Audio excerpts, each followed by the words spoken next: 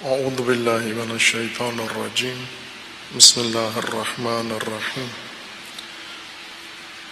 الحمد للہ والصلاة والسلام علی رسول اللہ وآلہ آل اللہ واللعنۃ الدائمۃ علی اعدائہم اعداء اللہ من یوم عداوتہم الی یوم لقاء اللہ اما بعد فقال اللہ تبارک و تعالی فی کتابہ المجید و فرقانہ الحمید اعوذ باللہ من الشیطان الرجیم یا ایہا الذین آمنوا اطیعوا اللہ و اطیعوا الرسول و اولی الامر منکم فإن تنازعتم فی شیء فردوه الی اللہ والرسول ان کنتم تؤمنون باللہ والیوم الآخر ذلک خیر و احسن تاویلا صدق اللہ العلی العظیم۔ سنت اطاعت قانون الہی بندگان خدا کے لیے، اور اس کے مقابلے میں قانون دیگر و سنت دیگر ہے، اور وہ ہے معصیت۔ اطاعت کے مقابلے میں یا اعراض و تولی جو معصیت کی مختلف شکلیں اور کیفیتیں ہیں۔ اطاعت اللہ کا فرمان بجا لانا ہے اور معصیت نافرمانی ہے۔ مرحلہ ایمان میں انسان مومن اقرار کرتا ہے و اعتراف کرتا ہے اللہ تعالیٰ کی فرمان روائی کا، الوہیت خداوند تبارک و تعالیٰ کو قبول کرتا ہے اور اس پہ ایمان لاتا ہے۔ لا الہ الا اللہ، اللہ کے سوا کوئی فرمان روا اور مقتدر حاکم نہیں ہے۔ اس اقرار کا تقاضا یہ ہے کہ اب الہ کے اور فرمان روا کے فرامین کو بجا لانا ہے۔ وہ فرامین جو اللہ نے، فرمان روا نے بندوں کی مصلحت کے لیے، ان کی نجات کے لیے اور ان کی تکمیل کے لیے اور ان کے مقصود خلقت تک پہنچنے کے لیے مقرر فرمائے ہیں۔ ان فرامین کو خداوند تبارک و تعالیٰ نے ابلاغ فرمایا ہے اپنے انبیاء و رسول کے ذریعے سے، اور بندگان خدا تک پہنچنے کے بعد انہیں حکم اطاعت صادر فرمایا ہے، فرمان بری اور فرمان برداری کا حکم دیا ہے۔ اگر یہ احکام و فرامین اطاعت کے مرحلے میں آ جائیں، ایمان کا مقصود بھی حاصل ہوتا ہے اور دین کا مقصود بھی حاصل ہوتا ہے۔ اگر نہ آئیں تو مقصد دین انسان تک نہیں پہنچتا اور انسان محروم رہتا ہے۔ اطاعت سے پہلے کسی بھی مرحلے میں اگر متوقف ہو جائیں، یہ احکام اور میدان اطاعت میں نہ پہنچیں، عملی نہ ہوں، اس صورت میں انسان بھی مقصد سے محروم ہے اور دین کا مقصود بھی حاصل نہیں ہوتا۔ اطاعت کے ذریعے سے دونوں مقصود حاصل ہوتے ہیں۔ اس لیے علاوہ ان عمومی فرامین کے اطاعت کے متعلق اطیعوا اللہ و اطیعوا الرسول و اولی الامر منکم، یا اطیعوا اللہ والرسول، اللہ کی اطاعت اور رسول اللہ کی اطاعت، اور اللہ کی جانب سے جیسے امر کا، فرمان کا اختیار دیا گیا ہے، اس کی اطاعت، جو واجب الاطاعت ہیں، جو فرمان روائی کی اجازت رکھتے ہیں، ان کی اطاعت کا حکم دیا، اور ساتھ ہی انبیاء کرام نے خداوند تبارک و تعالیٰ کے فرامین ابلاغ فرمائے ہیں، اور ہر نبی نے، ہر اللہ کے پیغمبر نے بندگان خدا سے اطاعت کا مطالبہ کیا ہے۔ اطاعت اصلی طلب ہے رسل کی، انبیاء کی، اوصیاء کی اور اولی الامر کی۔ پہلا تقاضا امتوں سے اور اپنی امتوں سے اطاعت کا کیا ہے، جس طرح ایک نمونہ پہلے اثناء بعث میں امیر المومنین علیہ الصلاۃ والسلام کا پیش کیا نہج البلاغہ سے۔ امیر المومنین علیہ الصلاۃ والسلام نے لوگوں سے یہ طلب کیا، اطاعت کا مطالبہ کیا کہ آپ میری اطاعت کرو، یہ میرا حق ہے کہ آپ میری اطاعت کرو اور یہ حق تم ادا کرو۔ اگر یہ حق ادا نہیں کرو گے تو آپ گویا حق کے فرمان روا ضائع کر رہے ہو، حق کے فرمان روا آپ تلف کر رہے ہو۔ اسی طرح قرآن کریم کی بہت ساری آیات ہیں جن میں خداوند تبارک و تعالیٰ نے انبیاء کی زبان مبارک سے اطاعت کا حکم و فرمان ذکر کیا ہے کہ ہر نبی آئین خدا لے کر آئے ہیں امت کے پاس، اور اس امت سے مطالبہ کیا ہے کہ یہ آئین تمہاری ہدایت کے لیے ہے، اس کی پیروی کرو اور میری اطاعت کرو، اللہ کی اطاعت کرو اور نبی کی اطاعت کرو، اللہ کی اطاعت کرو اور فرمان روا کی جو اللہ نے مقرر کیا ہے اس کی اطاعت کرو۔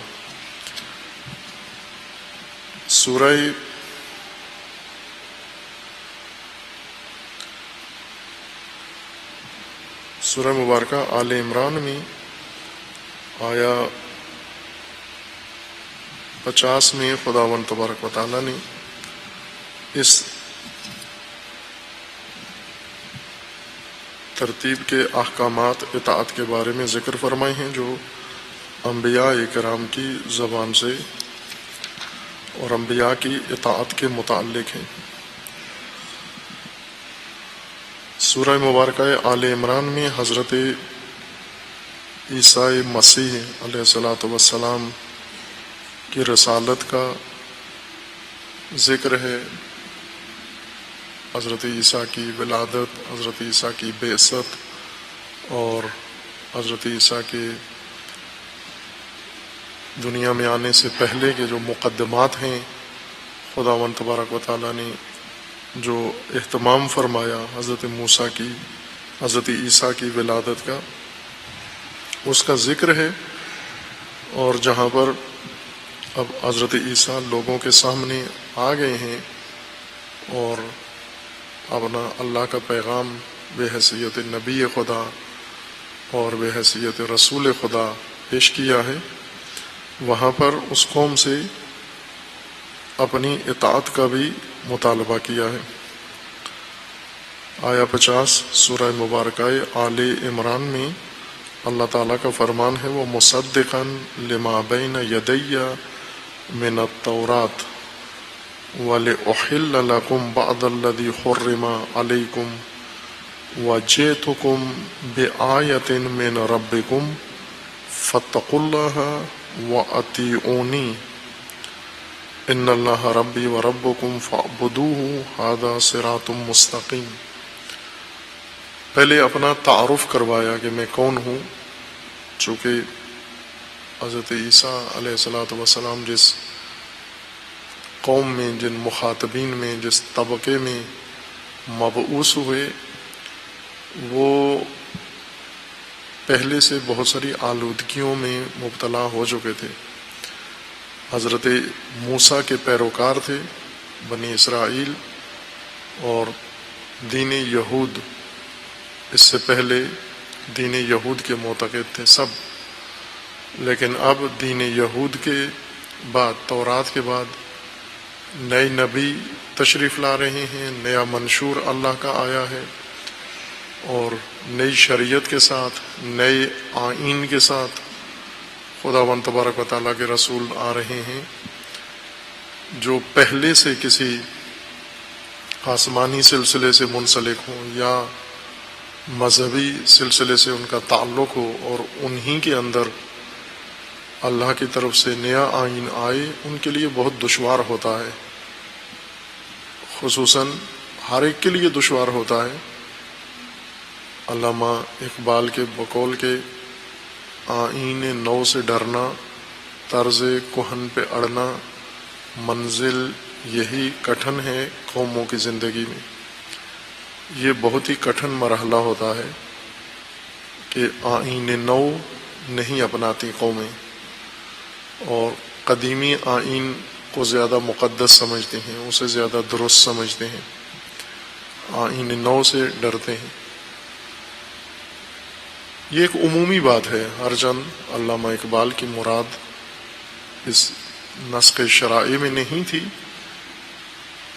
بلکہ وہ آبائی تفکرات میں تھی کہ انسان آبائی تفکر ایک اپنا لیتا ہے، پھر اس کے بعد الہی تفکر جب اسے نصیب ہوتا ہے تو آبائی فکر و نظریہ آڑے آتا ہے، رکاوٹ بنتا ہے، چونکہ انسان اسے پہلے سے مانتا ہے، قبول کرتا ہے، عمل پیرا ہوتا ہے، اس کے آبا و اجداد اس کے مطابق زندگی بسر کر چکے ہوتے ہیں، اس لیے اس کے ساتھ اس کی قلبی ایک وابستگی ہو جاتی ہے، ایک احساساتی رابطہ ہو جاتا ہے اور ایک تعلق و نسبت ہوتی ہے۔ نیا آئین نیا ہونے کی وجہ سے انسان کے لیے اتنا معروف، مفہوم، روشن نہیں ہوتا، اور اس تقلیدی ذہنیت کی وجہ سے انسان آبائی طور طریقوں پر اڑ جاتا ہے، قدیمی طریقوں پر،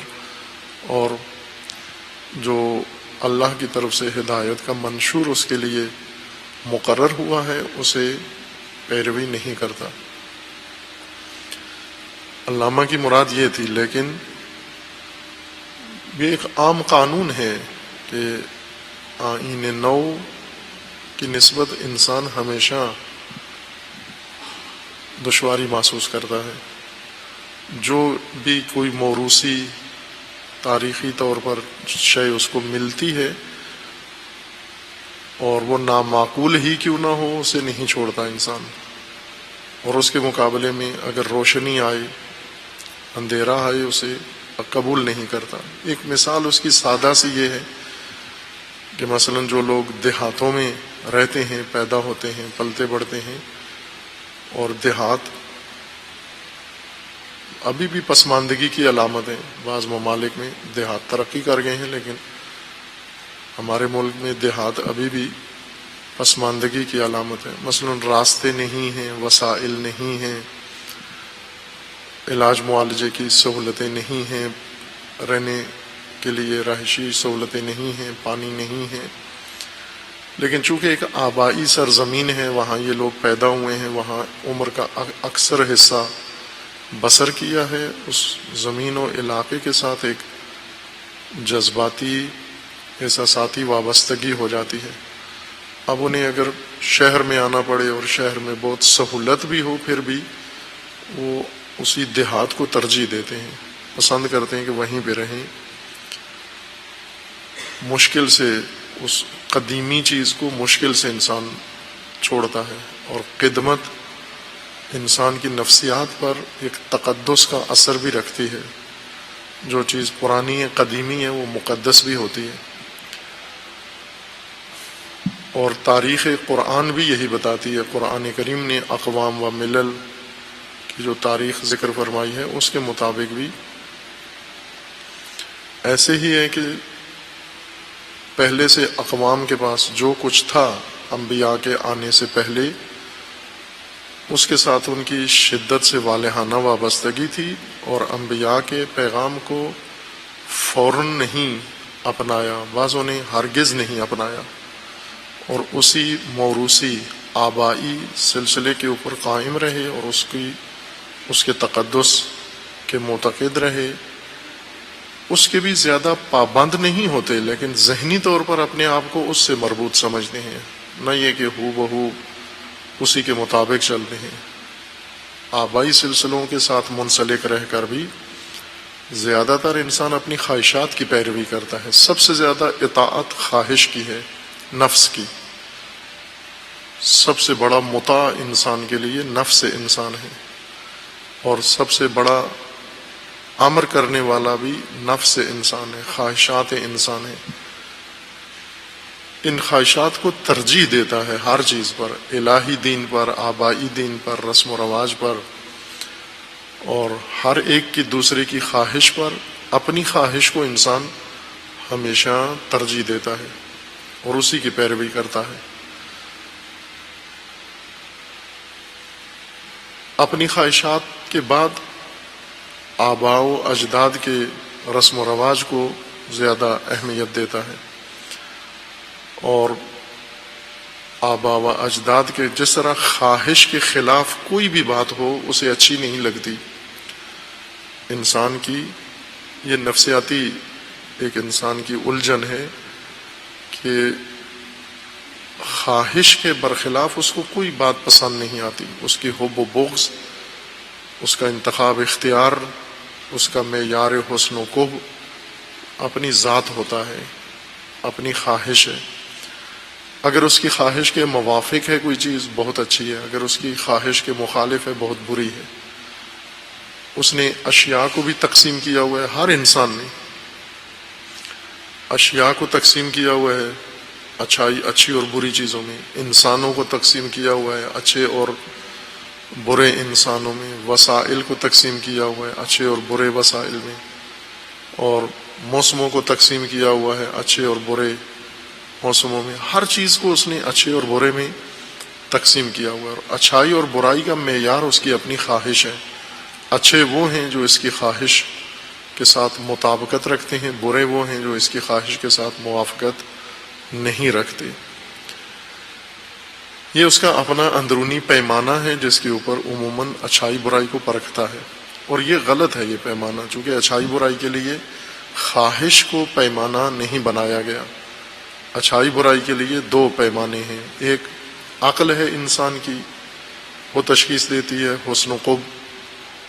اور عقل جب تشخیص دیتی ہے تو اس میں خواہش کے ساتھ مطابقت ہونا نہ ہونا معیار نہیں ہوتا. ممکن ہے عقل ایک ایسی چیز کو، ایک ایسے کام کو اچھا کہہ دے جو انسان کو اچھا نہیں لگ رہا، خواہش کے مطابق نہیں ہے، لیکن عقل کہتی ہے کہ یہی اچھا ہے. جو تیری خواہش کے خلاف ہے یہی اچھا کام ہے.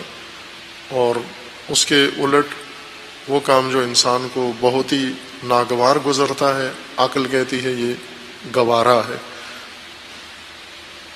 دونوں صورتوں میں پیمانہ حسن و قبح کا عقل ہے انسان کے پاس. اور دوسرا منبع وحی ہے. خداوند تبارک و تعالیٰ نے جن امور کو انسان کے لیے گوارا و ناگوارا بنایا ہے وہ پیمانہ ہے. یعنی عقل و شریعت، عقل و دین دو منبع ہیں انسان کے پاس اچھائی برائی کے. ان دونوں کو عموماً انسان ایک الگ کنارے پہ رکھتا ہے اور خواہش کو ترازو کے طور پر، معیار کے طور پر استعمال کرتا ہے اچھائی اور برائی کے پیمانے کے طور پر. فرامین جو عقل کی طرف سے انسان کو آتے ہیں ان میں قدمت معیار نہیں ہے کہ ہر پرانی چیز ٹھیک ہوتی ہے، ہر پرانی چیز صحیح ہوتی ہے. نہ عقل کے نزدیک یہ پیمانہ ہے، نہ وحی میں یہ پیمانہ ہے. ہر رائج چیز، آبائی چیز جو آباء و اجداد سے، بزرگوں سے، بڑوں سے ہم تک پہنچی ہے وہ خوب ہوتی ہے. نہ شریعت نے اسے معیار قرار دیا ہے اور نہ عقل نے اس کو معیار قرار دیا ہے.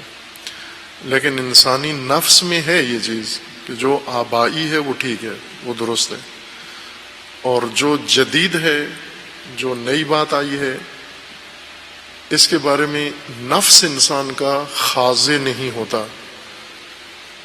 احساساتی لحاظ سے اسے شک کی نگاہ سے دیکھتا ہے، اسے انکاری، استنکاری نگاہ سے انسان دیکھتا ہے کہ نئی بات ہے تو بس غلط ہے. علامہ اقبال بھی اسی نقطے کے اوپر متوجہ کر رہے ہیں کہ آئین نو سے ڈرنا طرز کہن پہ اڑنا، منزل یہی کٹھن ہے قوموں کی زندگی میں کہ قومیں عموماً آئین نو سے ڈرتی ہیں، کتراتی ہیں، آئین نو کو نہیں اپناتی اور طرز کہن پہ ڈٹ جاتی ہیں۔ طرز کہن یعنی پرانا طریقہ، قدیمی طریقہ، قدمت، اس کے اندر کتنا ہی فساد ہو لیکن چھوڑتے نہیں ہیں، کیونکہ آبائی ہے، قدیمی ہے، اس وجہ سے آبا کی نشانی کے طور پر اسے رکھتے ہیں۔ عقل کے خلاف ہے، وحی کے بھی خلاف ہے۔ وحی کے مطابق قدیم و جدید ہونا اچھے برے ہونے کی علامت نہیں ہے، حق و باطل ہونا۔ آپ یہ دیکھو کہ حق ہے یا ناحق ہے، ممکن ہے قدیم ہو اور حق ہو، تو اسے قدیم ہونے کی وجہ سے نہ مانو بلکہ حق ہونے کی وجہ سے مانو، چونکہ حق ہے بے شک قدیم ہو۔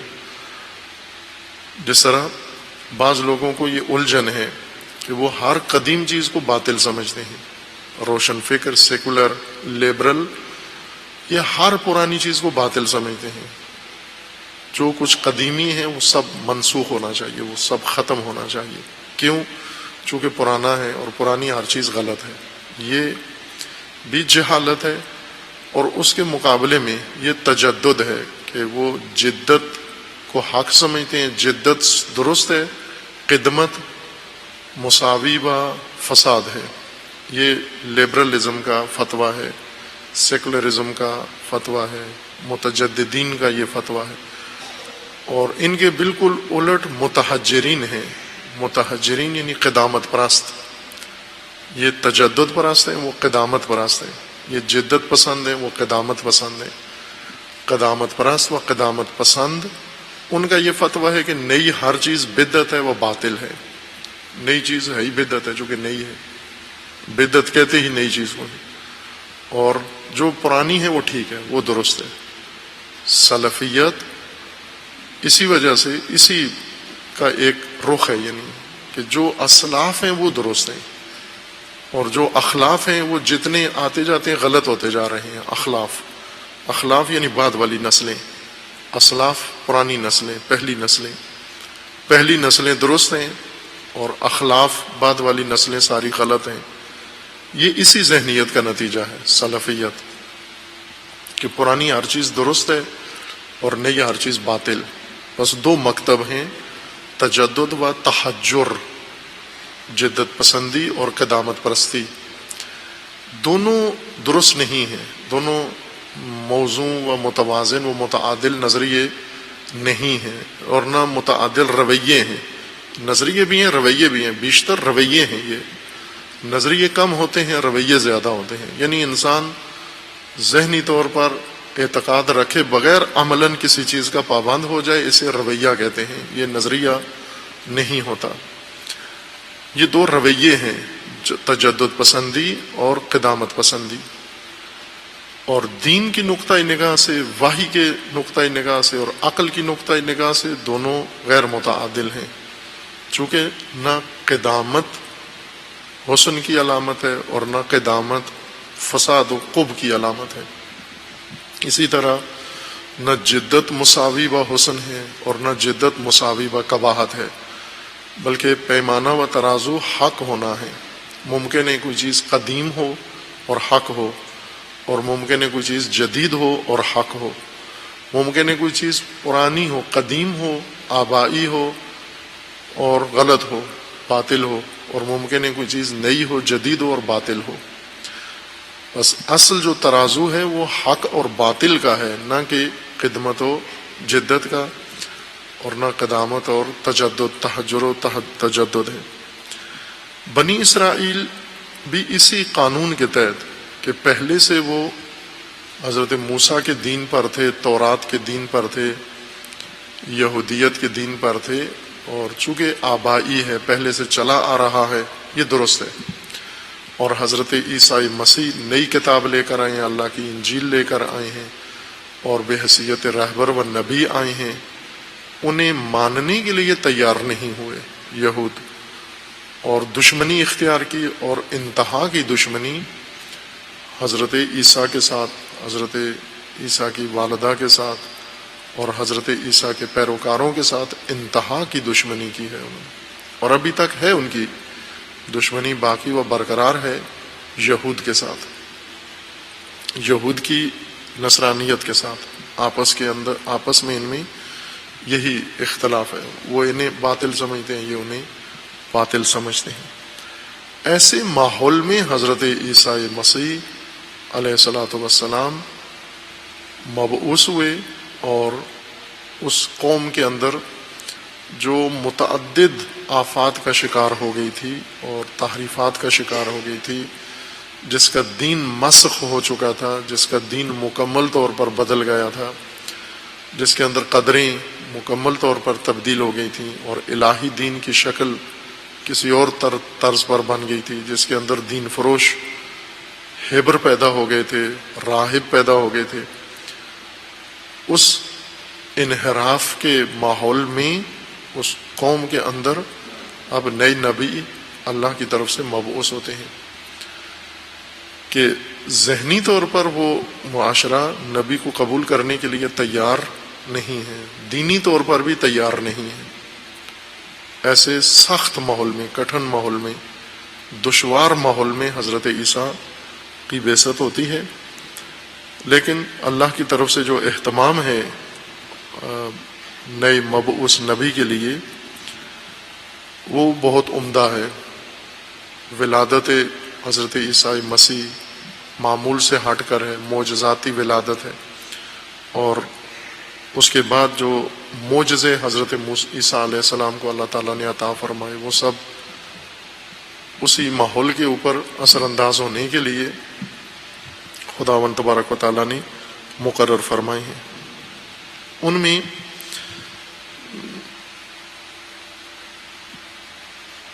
حضرت عیسیٰ کی ولادت بھی ہے، اور یہ مضمون قرآن میں تکرار ہو رہا ہے، کبھی اجمالاً، کبھی اختصار کے ساتھ، اور کبھی تفصیلاً، کبھی جزیات کے ساتھ ہے اور کبھی فقط اس کے جو اہم خطوط ہیں، موٹے اصول ہیں وہ بیان ہوئے ہیں۔ سورہ آل عمران میں اختصار کے ساتھ کلیات اس قصے کی بیان ہو رہی ہیں، اور یہی ماجرا پھر 2-3 دفعہ قرآن کریم میں تکرار ہوتا ہے۔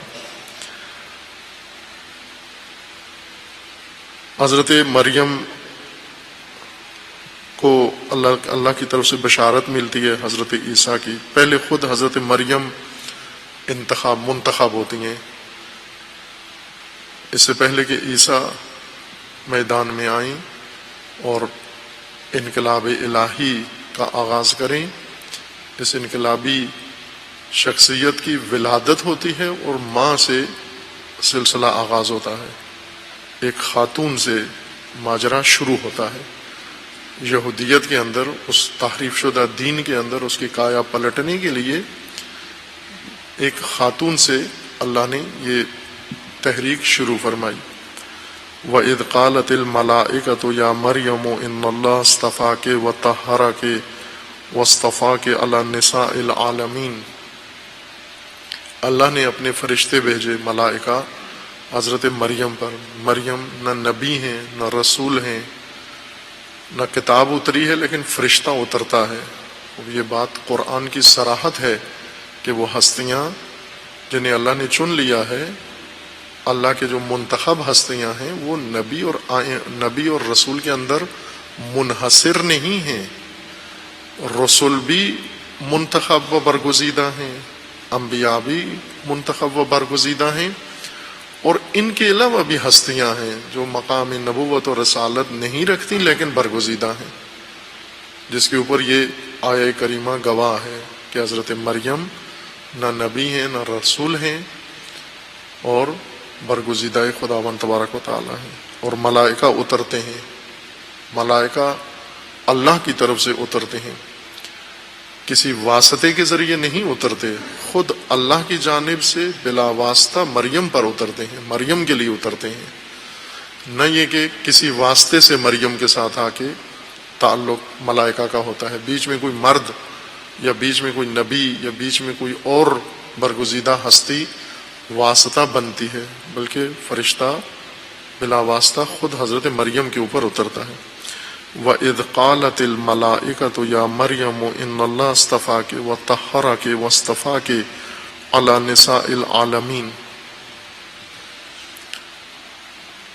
کہ اے مریم خدا نے تجھے چن لیا ہے، پاکیزہ کر دیا ہے، اور تجھے تمام نساء عالمین پر اللہ نے چن لیا ہے۔ یا مریم اقنتی لربک واسجدی وارکعی مع الراکعین، اے مریم قنوت کر خدا کے لیے، یعنی فرمان بری کے لیے تیار ہو جا، قانت ہو جا،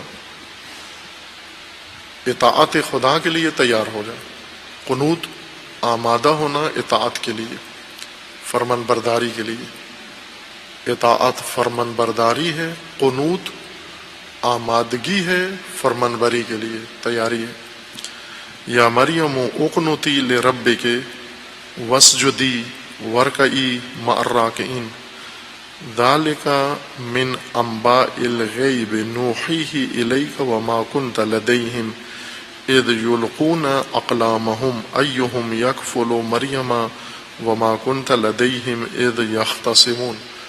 رسول اللہ صلی اللہ علیہ وآلہ وسلم کو اللہ کا فرمان ہے کہ آپ کو معلوم نہیں تھا، آپ وہاں نہیں تھے، یہ غیب کی بات ہے جو ہم بتا رہے ہیں آپ کو۔ آپ کو معلوم نہیں ہے کہ مریم کی جب کفالت کا مسئلہ پیش آیا تو وہاں کیا ہو رہا تھا، لیکن ہم بتا رہے ہیں، اللہ کی طرف سے فرمان ہے کہ ہم آپ کو آگاہ کر رہے ہیں کہ کس طرح سے کفیل مریم، مربی و معلم مریم کیسے انتخاب ہوا۔ اور یہ ہو سکتا ہے مریم جس طرح اللہ نے مریم کی ماں نے یہ ارادہ کیا حضرت مریم کو اللہ کی راہ میں ڈالنے کا، ابھی حضرت مریم کی ولادت کے آثار بھی نہیں تھے، ابھی نطفہ مریم بھی منعقد نہیں ہوا تھا، اس سے پہلے بے اولاد تھیں تو نظر کی کہ خدا اولاد دے تو میں رائے خدا میں اس کو پیش کر دوں گی۔ اس وقت سے اس خاتون نے یہ نیت کی ہوئی تھی، اور جب مریم پیدا ہوئی تو پھر جا کر خدا کی راہ میں بھیج دیا، لیکن چونکہ اہتمام نہیں تھا خواتین کے لیے، بچیوں کے لیے تعلیم تربیت کا، اس وقت مردوں کے لیے تھا وہ میدان تعلیم، مشکل پیش آئی کہ اس بچی کو اب کیسے تعلیم تربیت دیں۔ ابھی بھی ہیں ایسی پاکیزہ بچیاں جو مریم بن سکتی ہیں اگر انہیں مائیں اٹھا کے پلید تعلیمی اداروں میں نہ بھیج دیں، رجس تعلیمی اداروں میں نہ بھیجیں ان کو، فاسد ماحول میں نہ بھیجیں ان کو۔ جب پیدا ہوتی ہیں بچیاں اور یہ بچیاں آ جائیں کسی زکریا کی تعلیم و تربیت میں تو یہ ابھی بھی مریم بن سکتی ہیں، لیکن آج کی مائیں وہ شعور نہیں رکھتی جو مریم کی ماں میں تھا۔ آج مائیں قرآن جو پڑھتی ہیں، جو مخاطبین قرآن ہیں، جو پیرو قرآن مائیں ہیں، قرآن نظر کرتی ہیں، حدیث قصہ پڑھتی ہیں اور نظر و نیاز کرتی ہیں کہ پہلے تو بچی پیدا ہی نہ ہو، تمام مقدسات کا واسطہ اللہ کو دیتی ہیں کہ بچی پیدا نہ ہو۔ ماں خود عورت ہے اور عورت نہیں چاہتی کہ اس کے پیٹ سے بچی پیدا ہو، اس کی ہم صنف پیدا ہو، لڑکا مانگتی ہیں۔ اب اگر خدا دے دے بچی، پھر اس کو با ناگواری، با دل ناخواستہ لے لیتی ہیں، لے کے اب اسے اس کی شروع سے ہی، ابھی وہ دودھ پیتی ہے، ابھی وہ شیرخوار ہے، تو اس کو وہیں سے فساد سے آشنا کرنا شروع کر دیتی ہے، چونکہ گھر کا ماحول ہی فاسد ہے، گھر کا ماحول ہی جس طرح کے چینل گھر میں ہیں، جس طرح کا ماحول گھر میں ہے، جو رفت و آمد گھر میں ہے، جو گھریلو اور خاندانی خواتین کی حالت ہے، مردوں کی حالت ہے، وہ ساری اس بچی پر اثر انداز ہو رہی ہے، بچی انہی سے سیکھتی ہے، پہلا اثر وہاں پڑتا ہے۔ پھر بچی جب تھوڑی سی کھیلنے کے قابل ہوتی ہیں، عموماً بچیاں جب شیرخوارگی میں تھوڑا سا بیٹھتی ہیں، کچھ بچے شیرخوار کچھ پکڑنا شروع کرتے ہیں تو انہیں گڑیا کھلونے دیتے ہیں، ابھی انہیں ان کے ہاتھ میں موبائل دے دیتے ہیں کہ یہ موبائل لے لو، وہ موبائل کے اندر موبائل گیمز ہیں. یہ مریم تو نہیں بن سکتی جو اس ماحول میں پیدا ہونے کے بعد ڈیجیٹل کھلونے اس کو دے دیے جائیں، موبائل، واٹس ایپ، اس کو انٹرنیٹ شیرخوارگی میں دے دیا جائے، تو یہ تو نہیں مریم بن سکتی. اللہ کا فرمانا ہے کہ اے رسول آپ کو معلوم نہیں تھا وہاں کیا ماجرا تھا. مریم پیدا ہوئیں اور اب مریم کی کفالت کا موضوع پیش آیا کہ تعلیم و تربیت کا، کہ تعلیم و تربیت کون کرے مریم کی. وہاں بڑے بڑے مدعی بیٹھے ہوئے تھے تعلیم و تربیت کے. تعلیم و تربیت سے کے ماہر نہیں تھے، یعنی دینی امور کے ماہر تھے. دین کے بڑے بڑے مدعی بیٹھے ہوئے تھے، متولی دینی اداروں کے اور عبادت گاہوں کے بڑے بڑے صاحب ادعا بیٹھے ہوئے تھے، شخصیات، اور وہ سب چاہتے تھے کہ ہمارے حوالے ہو، ہمارے مدرسے میں ہو. لیکن اللہ تعالیٰ نے اس طرح سے تدبیر کی کہ انہوں نے قرعہ ڈالا اور کئی دفعہ ڈالا، اور جتنی دفعہ بھی ڈالا وہ قرعہ حضرت زکریا کے نام پہ نکلتا تھا. زکریا نبی تھے، لیکن وہ لوگ یہود انہیں نبی مانتے نہیں تھے، حضرت زکریا کو تسلیم نہیں کرتے تھے. بہت قلیل طبقہ تھا جو حضرت زکریا کو نبی مانتا تھا، باقی وہ حضرت زکریا کے مخالف تھے. یہود کے علماء وہ حضرت زکریا سے اپنے آپ کو بڑا سمجھتے تھے، اور عبادت گاہوں میں سے حضرت زکریا کے پاس کوئی عبادت گاہ، کوئی مدرسہ، کوئی تربیت گاہ بھی نہیں تھی. ان کے پاس تھیں ساری چابیاں، ان کے پاس تھیں، اختیارات ان کے پاس تھے، بیت المال ان کے پاس تھا.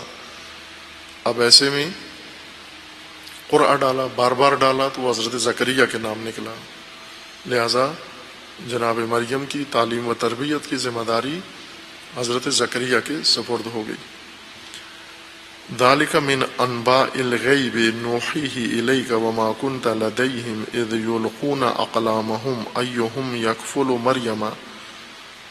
آپ نہیں تھے، یہ غیب کی خبر ہے، وحی کے ذریعے ہم آپ کو بتا رہے ہیں. آپ وہاں نہیں تھے، اور اس وقت جب وہ قرعے کے پانسے پھینک رہے تھے، اقلام، کہ کون کفیل مریم ہوگا. وما کنت لدیہم اذ یختصمون، کیا نزاع کر رہے تھے، کیا جھگڑا کر رہے تھے، آپس میں کس طرح الجھ رہے تھے.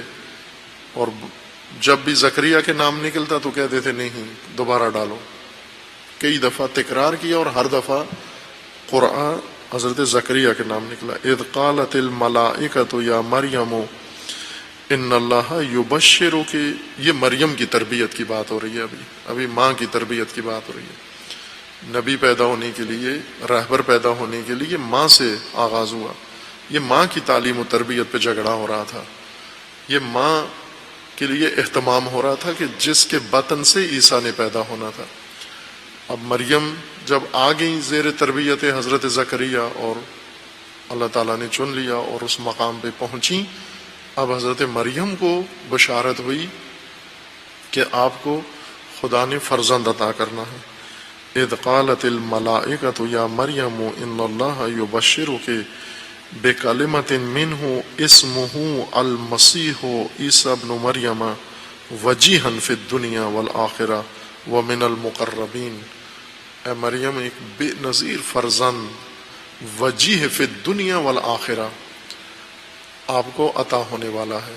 وجیہ یعنی وہ جو مورد توجہ ہوگا، جس کا وجہ خدا کی طرف ہوگا اور جس کی طرف دنیا کی توجہ ہوگی، وہ وجیہ بیٹا آپ کو عطا ہونے والا ہے. اور اس کا نام ہے مسیح، عیسیٰ نام ہے اس کا. وہ تیرا بیٹا ہوگا. وَيُكَلِّمُ النَّاسَ فِي الْمَهْدِ، پہلے ہی جناب مریم کو بتا دیا گیا کہ وہ پیدا ہوگا تیرے بطن سے، اور پیدا ہوتے ہی پنگوڑے میں بولنا شروع کر دے گا. وَقَحْلًا، اور بڑھاپے میں. وَمِنَ الصَّالِحِينَ، اور صالحین میں سے ہوگا. قالت رب انا یکون لی ولد ولم یمسسنی بشر، حضرت مریم نے تعجب سے کہا کہ پروردگارہ مجھ سے کیسے فرزند پیدا ہوگا جبکہ میں نے ازدواج ہی نہیں کی، میں تو کماری ہوں، ازدواج نہیں کی، کس طرح سے مجھ سے بچہ پیدا ہوگا؟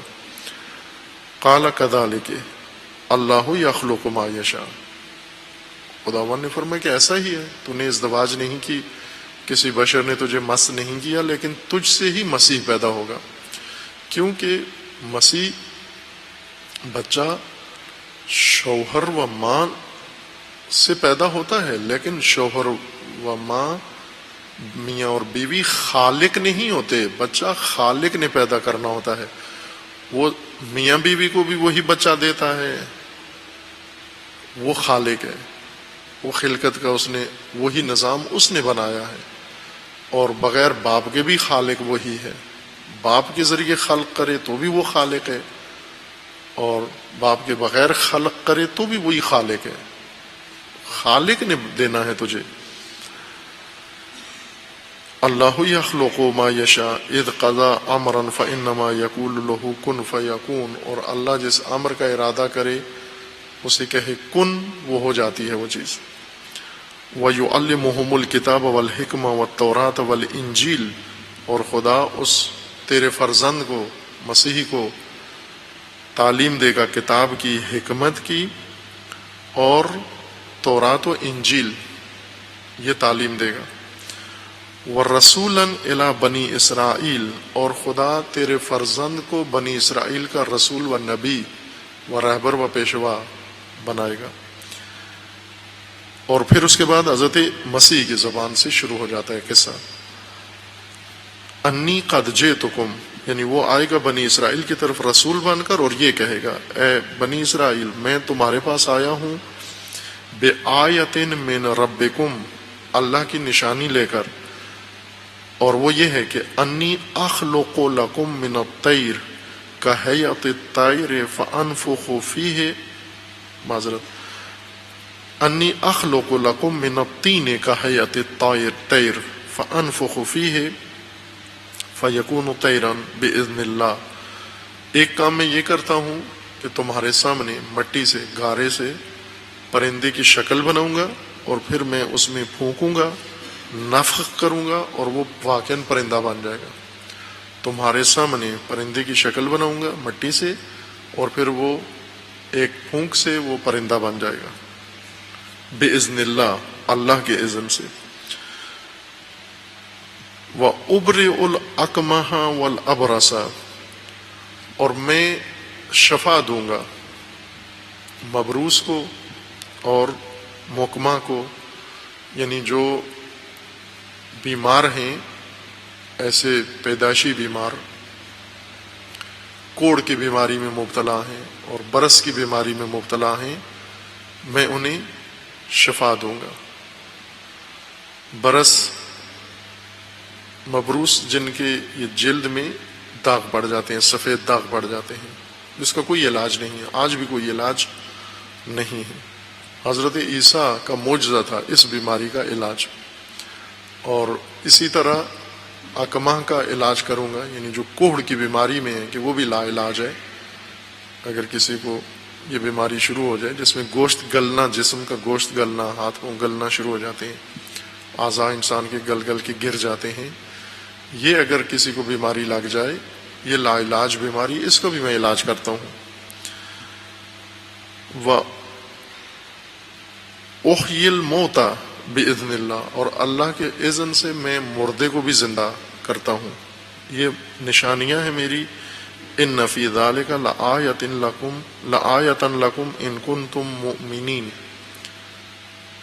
ان کے اندر نشانیاں ہیں، اگر تم مومن ہو تو یہ نشانیاں ہیں، اگر نہیں ہو تو یہ شعبدے ہیں، تمہارے لیے دلچسپی کی چیزیں ہیں۔ وَمُصَدِّقًا لِمَا بَيْنَ يَدَيَّ مِنَ التَّوْرَاةِ، اور پہلے سے جو تورات تمہارے پاس موجود ہے، لیکن جو میرے نزدیک، چونکہ جو تورات ان کے پاس بین یدئی موجود تھی، بین یدیہم، ان لوگوں کے پاس، ان علماء و کاہنوں کے پاس تھی، وہ قابل اعتماد نہیں تھی، لیکن حضرت عیسیٰ فرماتے ہیں کہ بین یدیہ، جو میرے پاس تورات ہے، میرے ہاں جو تورات ہے، میں اس کا بھی تصدیق کرنے والا ہوں۔ اس کی تعلیمات کو باطل نہیں قرار دے رہا، وہ درست ہے، چونکہ وہ بھائی اللہ کی کتاب ہے اور میں اس کی تصدیق کرنے والا ہوں۔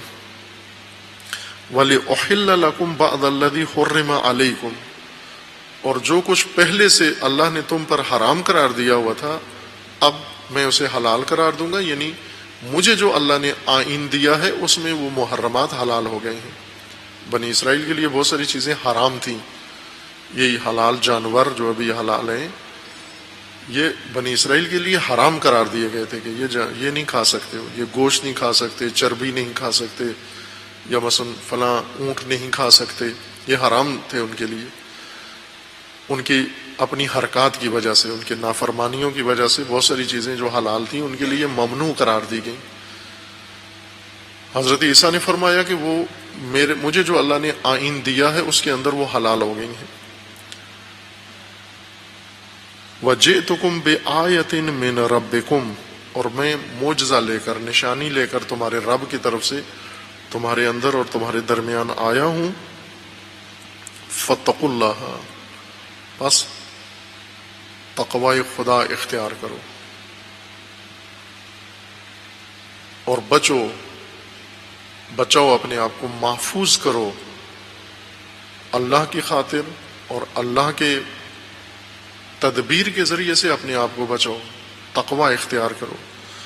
وَأَطِیعُونِی، اور میری اطاعت کرو، یہاں اللہ کی اطاعت کا ذکر نہیں ہے، تقوی خدا اختیار کرو اور میری اطیعونی مطالبہ ہے حضرت عیسیٰ کا پہلے دن قوم بنی اسرائیل سے کہ میری اطاعت کرو، میرے فرمان مانو، میرا حکم ماننا ہوگا، جو میں کہوں گا اس پر تمہیں عمل کرنا ہے۔ ان اللہ ربی و ربکم فاعبدوہ، اللہ میرا بھی رب ہے تمہارا بھی رب ہے، اس کی بندگی کرو۔ ھذا صراط مستقیم، یہ درست و سیدھا راستہ ہے۔ لیکن پھر اس کے بعد یوں نہیں کہ انہوں نے مان لیا یا اطاعت کی، نافرمانی کی اور سخت نافرمانی کی۔ بہت کم قلیل طبقہ حضرت عیسیٰ علیہ السلام کی اطاعت میں آیا اور حواری بنے، حضرت عیسیٰ کے ساتھی بنے، اور حضرت عیسیٰ نے ان قلیل ساتھیوں کے ذریعے سے بہت سخت کٹن دور میں فریضہ رسالت انجام دیا، اور مقابلے میں جو قوم تھی بہت ہی سفاک و جفاکار قوم تھی، یہود، اگرچہ اپنے آپ کو تورات کا پیروکار اور موسیٰ کا پیروکار اور الہی آئین کا پیروکار کہلواتے تھے، لیکن تھے بہت شقی انسان وہ۔ بس یہ ایک مورد ہے جہاں پر اللہ تعالیٰ نے حضرت عیسیٰ علیہ السلام نے مطالبہ کیا، اطیعونی، میری اطاعت کرو، میرا فرمان مانو۔ تنہا چیز جو تم سے مجھے چاہیے اطاعت و فرمان برداری ہے، باقی کچھ بھی نہیں کہا کہ میرے لیے یہ کرو، اپنے لیے کچھ بھی نہیں کہا سوائے اطاعت کے، میری اطاعت کرو۔ تم بہت کچھ کر سکتے ہو، مثلا حضرت عیسیٰ کی تصویریں اپنے گھروں میں لگا لو، حضرت عیسیٰ کی صلیب نشانی ہے بھی ہر عیسائی کے گلے میں، ہر کمرے میں، ہر گھر میں، ہر عبادت گاہ پہ صلیب لگی ہوتی ہے۔ یہ انہوں نے عیسیٰ علیہ السلام کی صلیب نشانی کے طور پر لی، چونکہ یہود نے یہ دعویٰ کیا تھا کہ حضرت عیسیٰ کو انہوں نے، اور اس وقت جو ستمگر حکومت تھی انہوں نے یہ دعویٰ کیا تھا کہ ہم نے عیسیٰ کو پھانسی چڑھا دیا ہے، سولی پہ لٹکا دیا ہے۔ سولی پھانسی نہیں ہوتی، پھانسی رسی سے لٹکاتے ہیں جو انسان اسی وقت مر جاتا ہے۔ سولی ہوتی ہے اس طرح، ایک سیدھی لکڑی اور ایک اس میں چوڑی لکڑی لگاتے ہیں اور اس میں انسان کو باندھ دیتے ہیں یا کیل ٹھونکتے ہیں اس کے بدن میں، دونوں ہاتھ اس کے کھول کے یا ان ہاتھوں کو لکڑی کے ساتھ باندھ دیتے ہیں مچان بنا کر اونچی، یا پھر کیل ٹھوک دیتے ہیں بازوؤں کے اندر، ہاتھوں کے اندر اس انسان کو، اور زندہ چھوڑ دیتے ہیں۔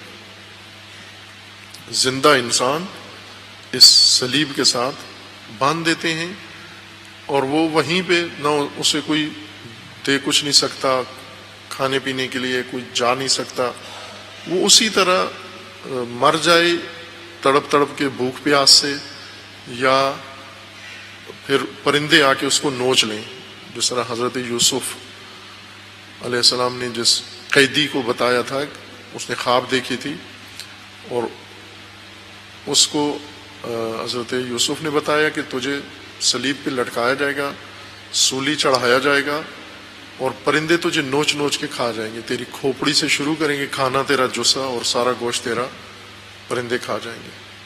اس طرح سے سزائے موت دیتے تھے وہ۔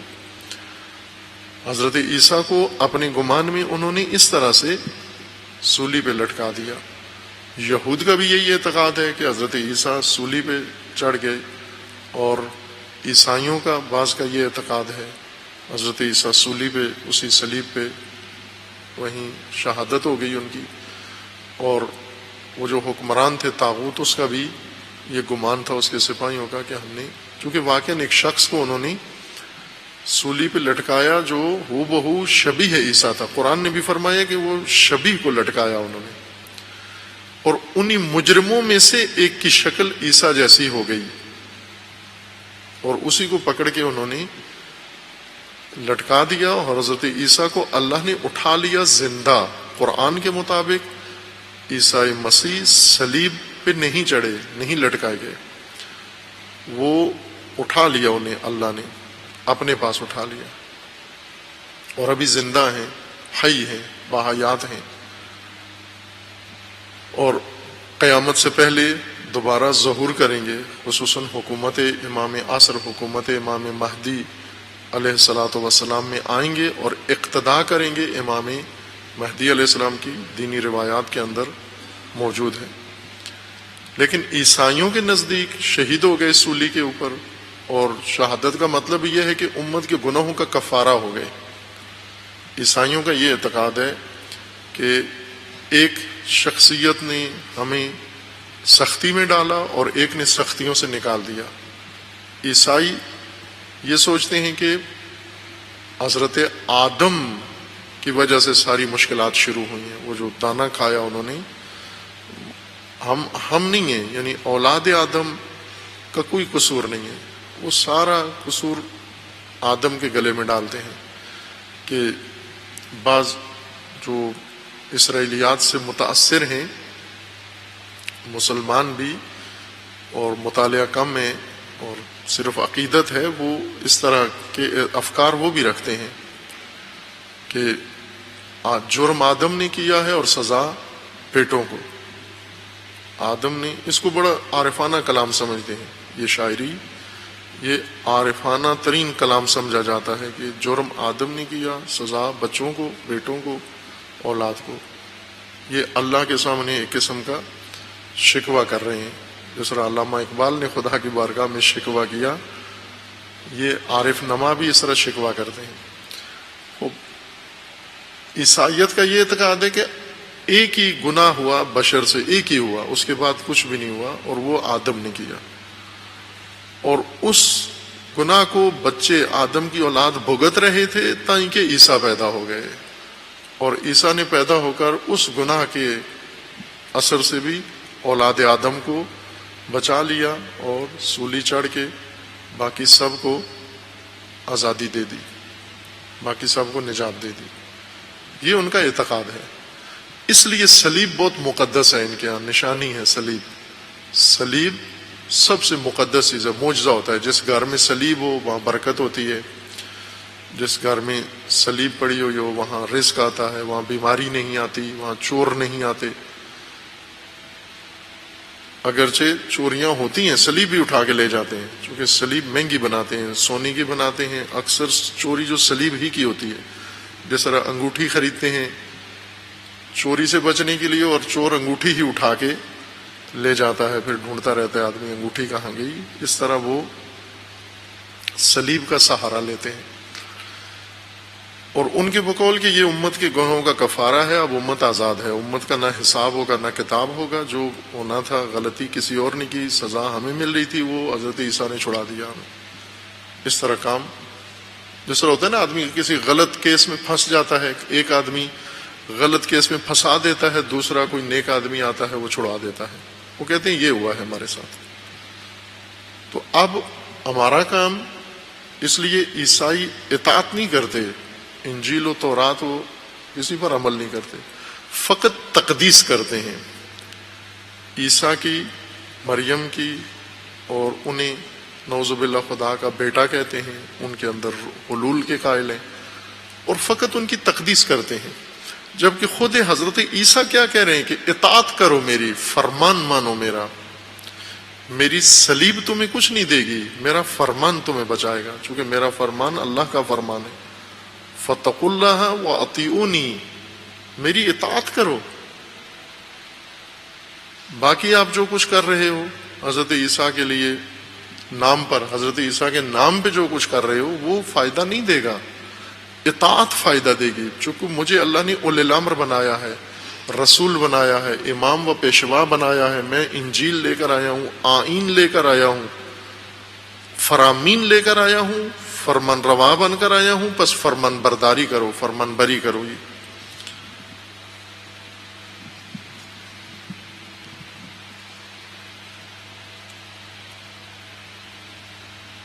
سورہ زیادہ انبیاء کرام کی اطاعت کا مطالبہ امتوں سے سورہ شعراء میں ہے.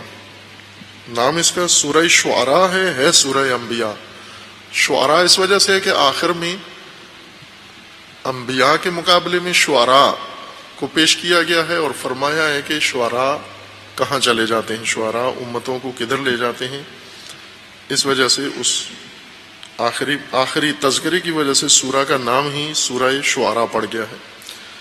اور شعراء سے مراد تخیلاتی شعر، قرآن کریم میں اور احادیث میں مراد نظم نہیں ہے. ہم اردو میں شعر اور نظم میں آپس میں خلط ہو گیا ہے، تو نظم کو شعر کہتے ہیں.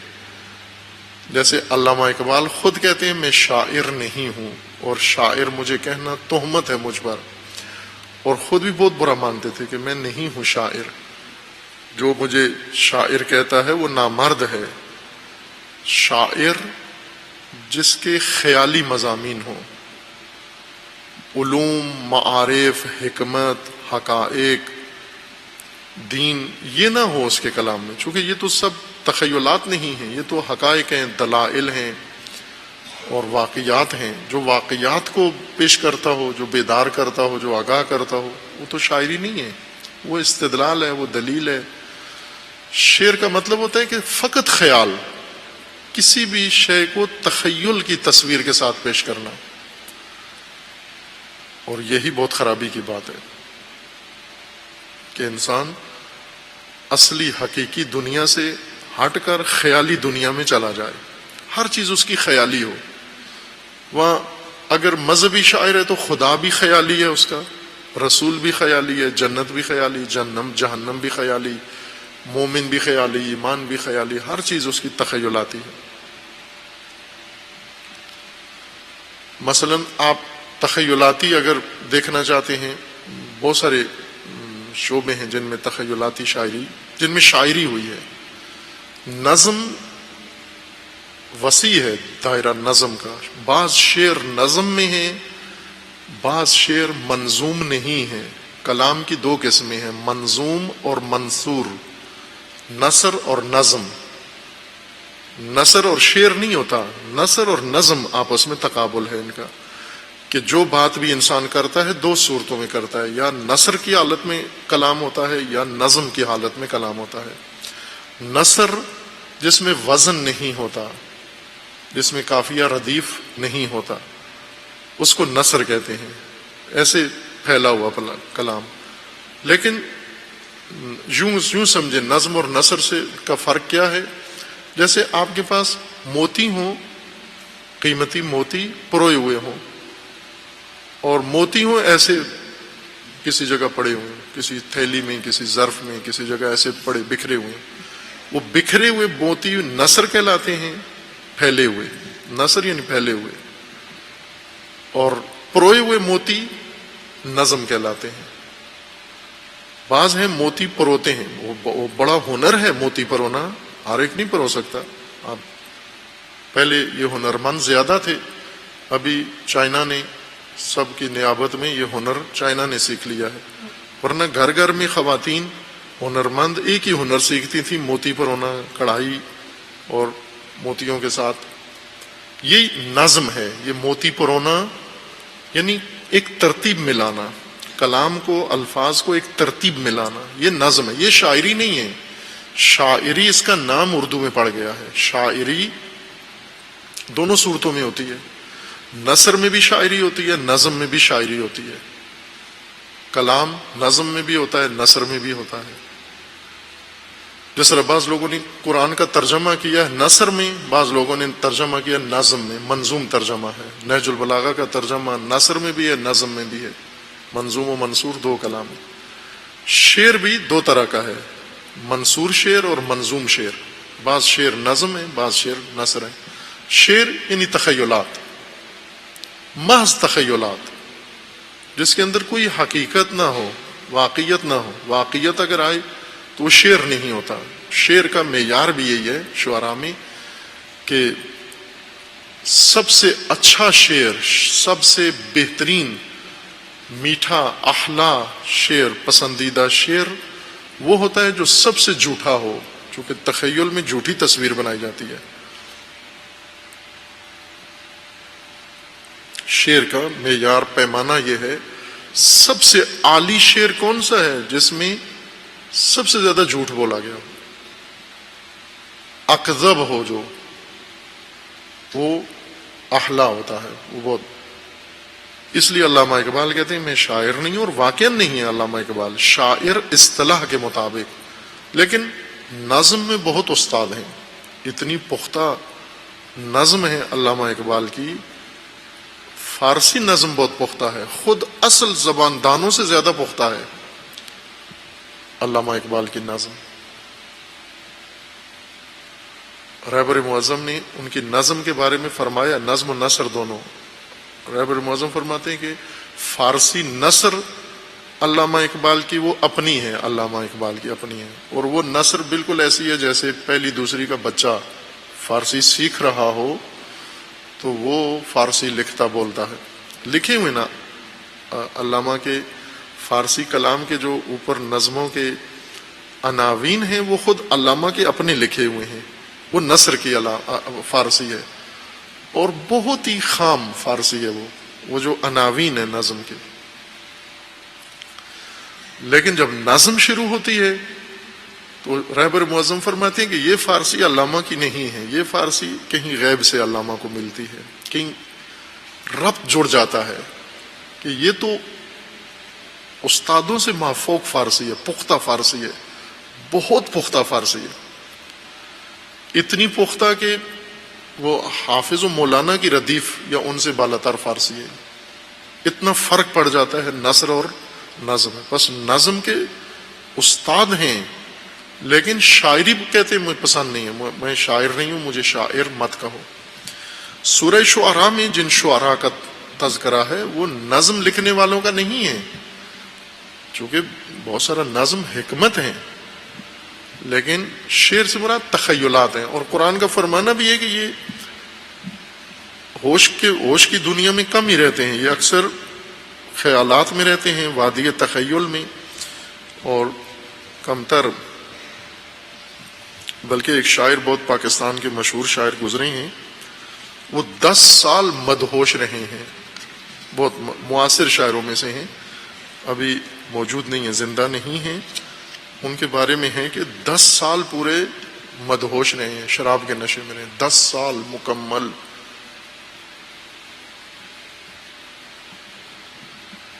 وہ پہلا نشہ اترتا نہیں تھا، دوسرا چڑھا لیتے تھے. یہ دونوں شراب اور تخیل ایک ہی وادی میں دونوں لے جاتے ہیں انسان.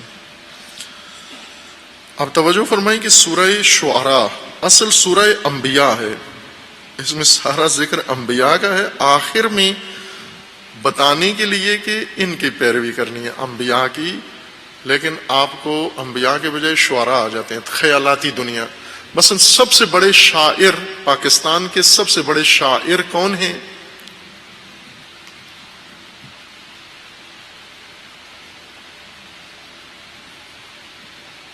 نہیں معلوم. سیاستدان جو سب تخیلاتی دنیا میں رہتے ہیں، یہ تخیلات شاعری ہے. سیاستدان سبز باغ دکھانا، خیالی دنیا میں رہنا، حقیقت کی دنیا میں یہ سب سے بڑے شاعر ہیں قرآن کے بقول کہ یہ غاوون ہیں.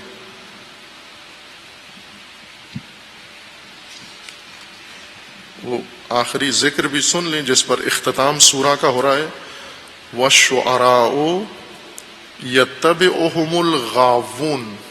شعراء کے پیروکار گمراہ ہوتے ہیں، غاوون. أَلَمْ تَرَ أَنَّهُمْ فِي كُلِّ وَادٍ يَهِيمُونَ. کیا نہیں دیکھتے آپ کے شاعر ہر وادی میں جھانک رہا ہوتا ہے، ممنوع و مجاز سب میں جاتا ہے. وَأَنَّهُمْ يَقُولُونَ مَا لَا يَفْعَلُونَ. اور جو کہتے ہیں وہ کرتے نہیں ہیں، چونکہ شعر ہوتا ہی وہ یہ جو کہا جائے. بس شاعر کون ہیں؟ جو باتیں کرتے ہیں، گفتگو کرتے ہیں لیکن عمل نہیں کرتے، یہ شاعر ہیں. إِلَّا الَّذِينَ آمَنُوا وَعَمِلُوا الصَّالِحَاتِ وَذَكَرُوا اللَّهَ كَثِيرًا وَانتَصَرُوا مِن بَعْدِ مَا ظُلِمُوا فَسَيَعْلَمُ الَّذِينَ ظَلَمُوا أَيَّ مُنقَلَبٍ يَنقَلِبُونَ. مگر یہ کہ جس نے شاعری چھوڑ دی ہو، تخیلات چھوڑ دی ہو، ہر وادی میں جھانکنا چھوڑ دیا ہو، روایت چھوڑ دی ہو، بغاوت چھوڑ دی ہو، جو ہدایت کے در پر آ گیا ہو، روایت تر کر کے ہدایت جس نے اپنا لی ہو وہ بچ جائے گا. یہ اختتام ہے سورہ شعراء کا، اور اس وجہ سے اس کا نام سورہ شعراء ہے. اصل ماجرا شعراء کا نہیں ہے، اصل ماجرا انبیاء کا ہے، وہ اقوام کا ہے سورہ شعراء میں. اب یہ سیاق جو مطالبہ اطاعت ہے آیا 108 سے شروع ہوتا ہے، بلکہ کہیں آیا 105 سے. خداوند تبارک و تعالیٰ کا فرمانا ہے کہ آیا 105 کے بعد قدبت. اب نوٹ کرتے جائیں کہ کتنے نبیوں کا ذکر آتا ہے اور کتنا اطاعت کا مطالبہ تکرار ہو رہا ہے. اور تمام انبیاء نہیں کہہ رہے کہ ہمارے مزاروں پہ آنا، ہمارے بعد قوالیاں کرانا، ہماری فاتحہ پڑھوانا، ہمارے بعد جھنڈے ہمارے اٹھانا، ہمارے بعد یہ کرانا. آپ پورا قرآن پڑھ لیں، کسی نبی کا اپنی قوم سے یہ مطالبہ نہیں ہے. 2-3 مطالبے ہیں، اور 2-3 جگہوں اور 2-3 چیزیں ایسی ہیں جن کی تصریح یہ ہے کہ یہ نہیں مانگتے ہم آپ سے. اجر نہیں مانگتے، اجرت نہیں مانگتے، معاوضہ نہیں مانگتے، فیس نہیں مانگتے. یہ صراحت سے نفی ہے اس کی تمام انبیاء کی کہ ہم قوم سے اجرت نہیں لینے آئے، اجر لینے نہیں آئے، فیس لینے، معاوضہ لینے نہیں آئے. کذبت قوم نوح المرسلین. قوم نوح جھٹلانے والے تھی، رسولوں کو جھٹلایا قوم نوح نے، رسول کو، اللہ کے رسولوں کو نوح کی قوم نے جھٹلایا. اذ قال لهم اخوهم نوح الا تتقون. اب شروع ہو گیا ماجرا. سب سے آپ کہیں کہ وہ نبی جن کی تبلیغ کا سب سے زیادہ عرصہ گزرا ہے، 950 سال قرآن نے ذکر کیا ہے جس نبی نے امت کو تبلیغ کی ہے، اور شیخ الانبیاء کہا جاتا ہے. اور شریعت کا آغاز انہی سے ہوا ہے، حضرت نوح سے ہوا ہے. قوم نوح میں حضرت نوح مبعوث ہوئے. اذ قال لهم اخوهم نوح الا تتقون. اخو عربی لفظ ہے، اردو میں اس کا معنی بھائی کیا جاتا ہے. بھائی بھی اخ ہی ہے لیکن مصداق ہے اخ کا. بھائی اردو میں جس کو بھائی کہتے ہیں، یعنی ایک ماں باپ کے اولاد یا باپ اور ماں ایک ہوں تو بھائی بنتے ہیں. یہ اخ کا معنی نہیں ہے، یہ اخ کا مصداق ہے. پہلے یہ بات کی ہے، نقطہ اجمالاً پہلے بیان ہوا ہے. الفاظ کے معانی الگ ہوتے ہیں اور ان معانی کے مصادیق الگ ہوتے ہیں. مثلا جو آپ کی جیب میں ہے جس سے لکھ رہے ہیں، یہ قلم کا معنی نہیں ہے، بلکہ یہ قلم کے معنی کا مصداق ہے، چونکہ الفاظ کا تعلق مصادیق سے نہیں ہوتا، الفاظ کا تعلق معانی سے ہوتا ہے، معانی کا تعلق مصادیق سے ہوتا ہے۔ یہ جنہیں ہم نام رکھتے ہیں، مثلا میں کہتا ہوں یہ کتاب ہے، یہ کاپی ہے، یہ کتاب معنی نہیں ہے، اسی کو کہہ رہا ہوں یہ کتاب ہے، لیکن یہ بالواسطہ کتاب ہے، یعنی یہ مصداق ہے اس کا جس کا نام کتاب ہے، یہ اس معنی کا مصداق ہے، اس معنی کا ایک فرد ہے جس کا نام یا جس کے لیے لفظ کتاب مقرر کیا گیا ہے۔ مصادیق ہمیشہ معانی کے توسط سے الفاظ سے مربوط ہوتے ہیں، اور الفاظ معانی کے ذریعے مصادیق کے لیے مقرر کیے جاتے ہیں، یہ قانون ہے۔ لیکن استعمال میں ہم اس واسطے کو بیچ میں سے ہٹا دیتے ہیں اور الفاظ کو گویا سیدھا ہی مصادیق میں لے جاتے ہیں، اور مصادیق کو معانی کی جگہ لے آتے ہیں، جہاں سے ساری خرابی شروع ہو جاتی ہے کہ یہ مصداق ایک دفعہ معنی بن کر ذہن میں بیٹھ جاتا ہے، جب بھی یہ لفظ سنیں یہی مصداق ذہن میں آتا ہے۔ اگر ہم درست طریقے سے کھولیں، الفاظ کے معانی پہلے سمجھیں، پھر ان معانی کے مصادیق، پھر کبھی بھی ایسا نہیں ہوگا کہ لفظ سننے کے بعد فوراً مصداق ذہن میں آئے، بلکہ لفظ سننے کے بعد معنی ذہن میں آئے گا، اور معنی ذہن میں آنے کے بعد پھر مصادیق اس آئینے میں، معنی کے آئینہ میں مصداق ہمیں نظر آئے گا۔ یہ جو اصل ترتیب ہے، منطقی ترتیب، الفاظ کے ذریعے حقائق کو سمجھنے کی اور سمجھانے کی یہ ترتیب ہے۔ لیکن ابھی مسئلہ الجھا ہوا ہے ذہنوں کے اندر، توجہ نہیں کی تو مصادیق معانی بن کر ذہنوں میں بیٹھے ہوئے ہیں۔ مثلا جو ہی کہتے ہیں قرآن میں، جہاں قرآن میں ہو، عربی میں ہو، جہاں بھی آہ کا مطلب ہو، فوراً کہتے ہیں بھائی۔ مجھے یاد ہے بعض الفاظ انسان سے ہاضم نہیں ہوتے، پتہ بھی نہیں ہوتا، ہاضم بھی نہیں ہوتے، یہ انسان کا وجدان گواہی دیتا ہے کہ یہ صحیح ترجمہ نہیں ہو رہا۔ آغاز طالب علمی میں جب ادبیات شروع کی پڑھنا تو استاد نے آغاز میں ہی وہ پڑھائے عوامل، ان عوامل میں پڑھائے انا و اخواتہا اور کانا و اخواتہا، ہے نا ایک سبق عوامل کا نحو کے اندر۔ انا ایک لفظ ہے اور اس جیسے اور بہت سارے الفاظ ہیں انا کی طرح جو ایک جیسا عمل کرتے ہیں، انہیں نحو میں ادبیات میں کہا جاتا ہے انا و اخوات۔ اور ایک اور لفظ ہے کانا، اور کانا جیسے بھی بہت سارے اور الفاظ ہیں، چند ایک اور ہیں جو کانا کی طرح عمل کرتے ہیں دیگر الفاظ کے اوپر، اعراب زبر زیر پیش دینے میں انا و کانا کے مشابہ جو چیزیں ہیں۔ وہ بزرگوار جو ہمیں پڑھاتے تھے تو ظاہر انہوں نے جیسے پڑھا تھا وہ ہمیں پڑھا دیتے تھے، اور معنی یہ کرتے تھے انا اور اس کی بہنیں اور کانا اور اس کی بہنیں۔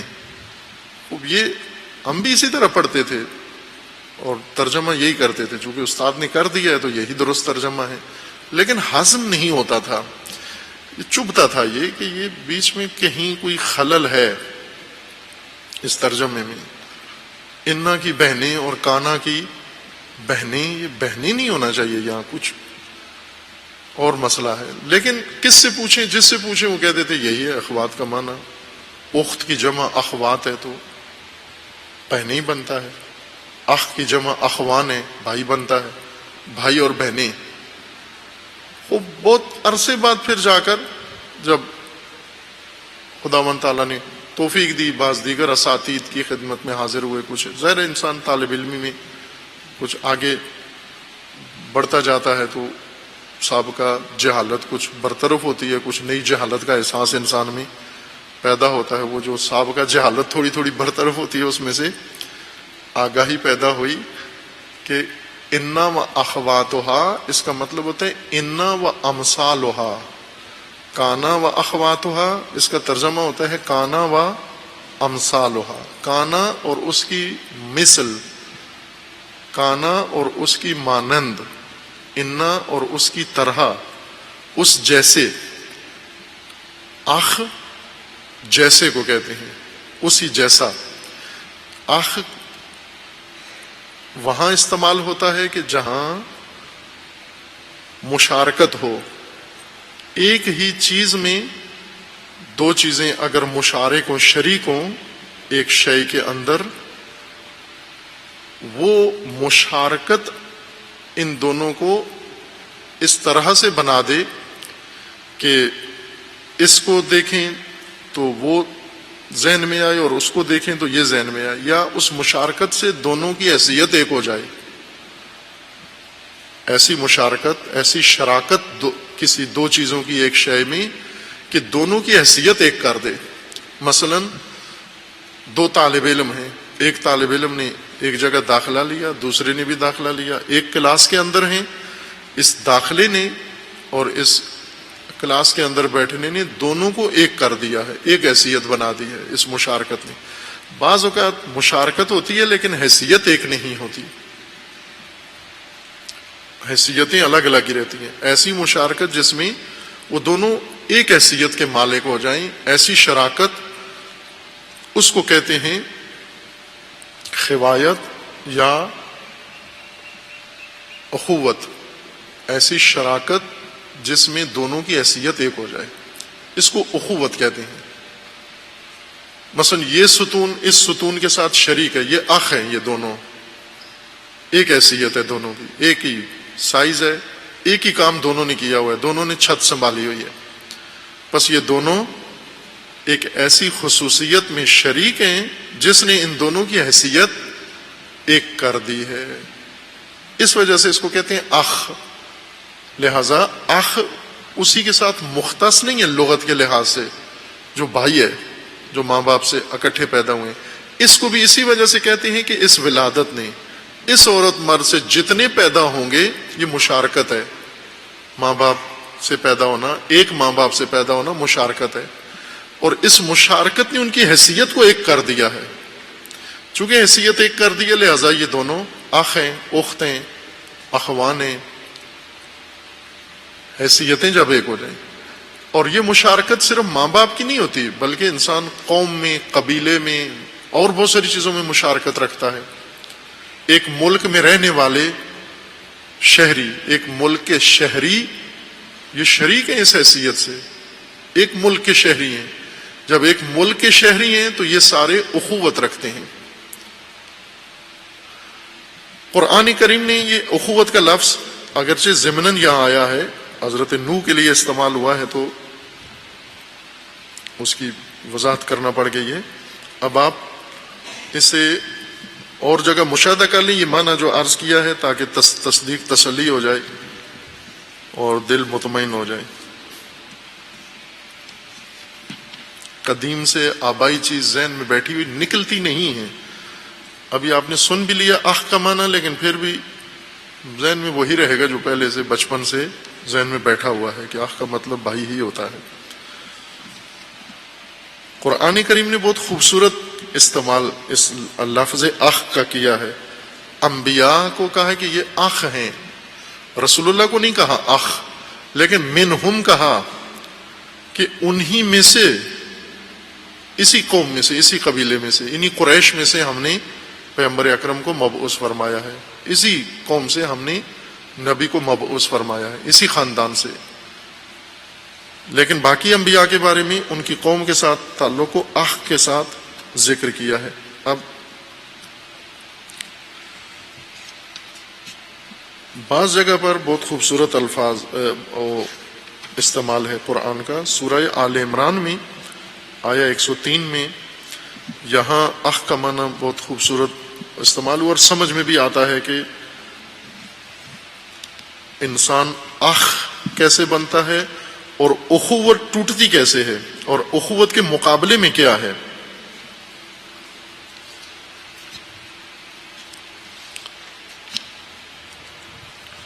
ہم کہتے ہیں یہ اخوت کے مقابلے میں کیا ہے، کہتے ہیں کزن۔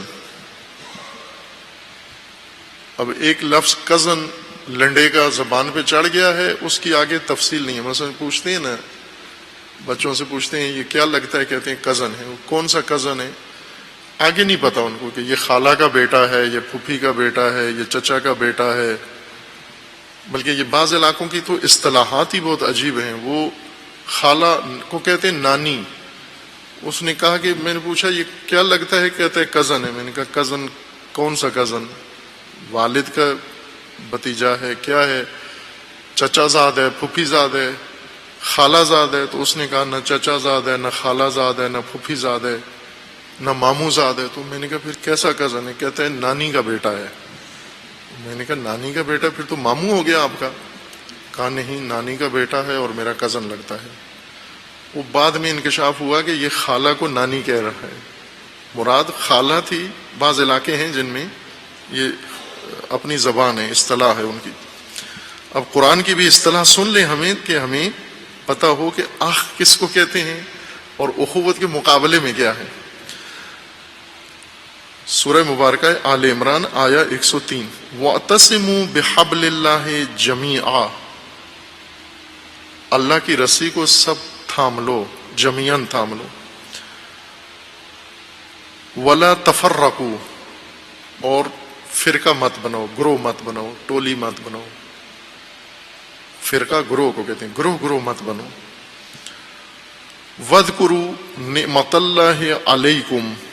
اب توجہ کریں، اخ کا استعمال اور معنی قرآن بتا رہا ہے. وَاذْكُرُوا نِعْمَتَ اللَّهِ عَلَيْكُمْ اِذْ كُنْتُمْ اعداء. تم سب اعداء تھے، عدو تھے. عدو یعنی دور، کسی چیز میں شریک نہیں تھے. عداوت تھی تمہارے درمیان.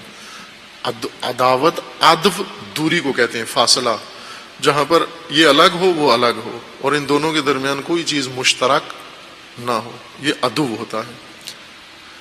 دشمن کو عدو اس وجہ سے کہتے ہیں کہ وہ خود دور ہوتا ہے اور انسان کو بھی دور کرتا ہے، دوسروں کو بھی دور کرتا ہے. جب تم اعداء تھے، یعنی پہلے تمہارا آپس میں جو تعلق تھا وہ عداوت کا تھا. عداوت تھی، دوری، مشارکت نہیں تھی، قرابت نہیں تھی، دوریاں تھیں، علیحدگیاں تھیں اور نفرتیں تھیں، فاصلے تھے تمہارے درمیان. فَأَلَّفَ بَيْنَ قُلُوبِكُمْ، اور خدا نے تمہارے دلوں کی تالیف کی، جوڑا، تمہارے دلوں کو جوڑا. فَأَلَّفَ بَيْنَ قُلُوبِكُمْ، تمہارے دلوں کے اندر الفت پیدا کی، محبت پیدا کی، جوڑ پیدا کیا، ربط پیدا کیا، ملا دیا. فَأَصْبَحْتُمْ بِنِعْمَتِهِ إِخْوَانًا، اب اللہ کی نعمت کے طفیل تم اخوان بن گئے. اعداء تھے، اخوان ہو گئے تم. پہلے عدو تھے، اب اخ ہو گئے ہو تم. اخ نہ کہ اب تمہارے ماں باپ ایک ہو گئے ہیں، پہلے ماں باپ ایک تھے، دشمن تھے، اب دشمنی ختم ہو گئی ہے، یہ نہیں ہے مراد. پہلے تم کسی چیز میں شریک نہیں تھے، دور تھے، علیحدگی تھی، فاصلے تھے تمہارے آپس میں ایک دوسرے کے ساتھ، مشارکت نہیں تھی. اب ایک چیز نے تمہیں آپس میں شریک بنا دیا ہے اور وہ ہے ایمان، دین، اللہ کے اوپر ایمان. اللہ کے اوپر ایمان نے تمہیں اخوان بنا دیا ہے، اخ بن گئے ہو. دین نے تمہیں ایک تو شریک کر دیا ہے، ایک چیز میں اکٹھا کر دیا ہے، اور دوسرا تمہاری حیثیت ایک جیسی کر دی ہے. جو بھی ایمان میں مومن ہو جاتا ہے اسی حیثیت کا مالک ہو جاتا ہے جس کا دوسرا مالک ہے. طبقاتیت ختم ہو جاتی ہے، اعلیٰ ذات اور کم ذات ختم ہو جاتا ہے، بڑا قبیلہ چھوٹا قبیلہ ختم ہو جاتا ہے، کالا گورا ختم ہو جاتا ہے. جو کچھ بھی رنگ و نسل کا فرق تھا، رنگ و بو کا، وہ سب ختم کر دیتا ہے. ایسی شراکت تمہاری آپس میں دین ایجاد کرتا ہے، ایمان ایجاد کرتا ہے کہ تمہاری حیثیت ایک جیسی کر دیتا ہے. اس لیے تم اعداء تھے، اب اخوان ہو. لہذا اخوان اصطلاح قرآن، یہ لغت کی بھی یہی اصطلاح ہے. بعد میں یہ اصطلاح تدریجاً عربی میں، فارسی میں، اردو میں بھائی کے لیے مختص ہو گئی. اخ یعنی بھائی نہ، اخ شریک، ایک شے میں، امر واحد میں دوسروں کے ساتھ شریک، ایسا شریک جس نے حیثیت ایک بنا دی ہو، اسے اخوت کہتے ہیں۔ حضرت نوح کو اللہ تعالیٰ نے فرمایا کہ اخ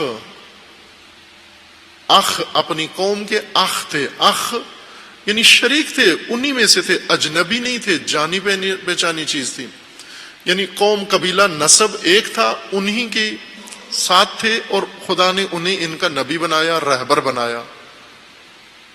بس یوں نہیں کہ کوئی اجنبی کوئی باہر سے آ گیا ان کے اندر جسے جانتے نہیں تھے، ان کے اخ کو اللہ نے ان کا پیشوا بنایا۔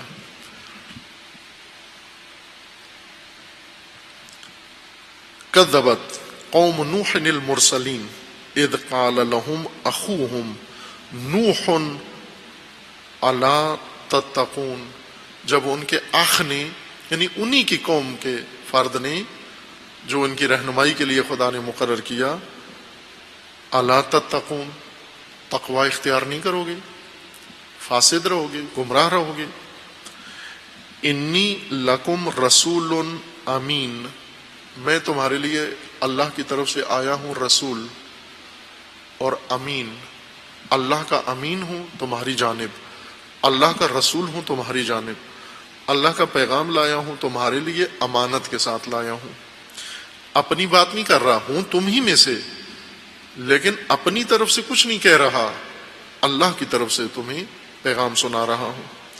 فاتقوا اللہ، پہلے اپنا تعارف کروایا، میں رسول ہوں اور اللہ کی جانب سے اور امین ہوں، پس اب کیا کرو جب میں رسول ہوں اور امین ہوں؟ فاتقوا اللہ، چونکہ اللہ کی جانب سے ہوں، پس اللہ کے عذاب سے بچو، اللہ کی نافرمانی سے بچو۔ وَأَطِيعُونِ وَأَطِيعُونِي، نون کے نیچے زیر، یہ اس یہ کی علامت ہے، اطیعونی، میری اطاعت کرو، تقوی اختیار کرو اللہ کا اور میرا فرمان مانو۔ حضرت نوح فرمان میں اللہ کا رسول ہوں، جو میں کہتا ہوں مانو، میں یہی تم سے ایک تقاضا رکھتا ہوں،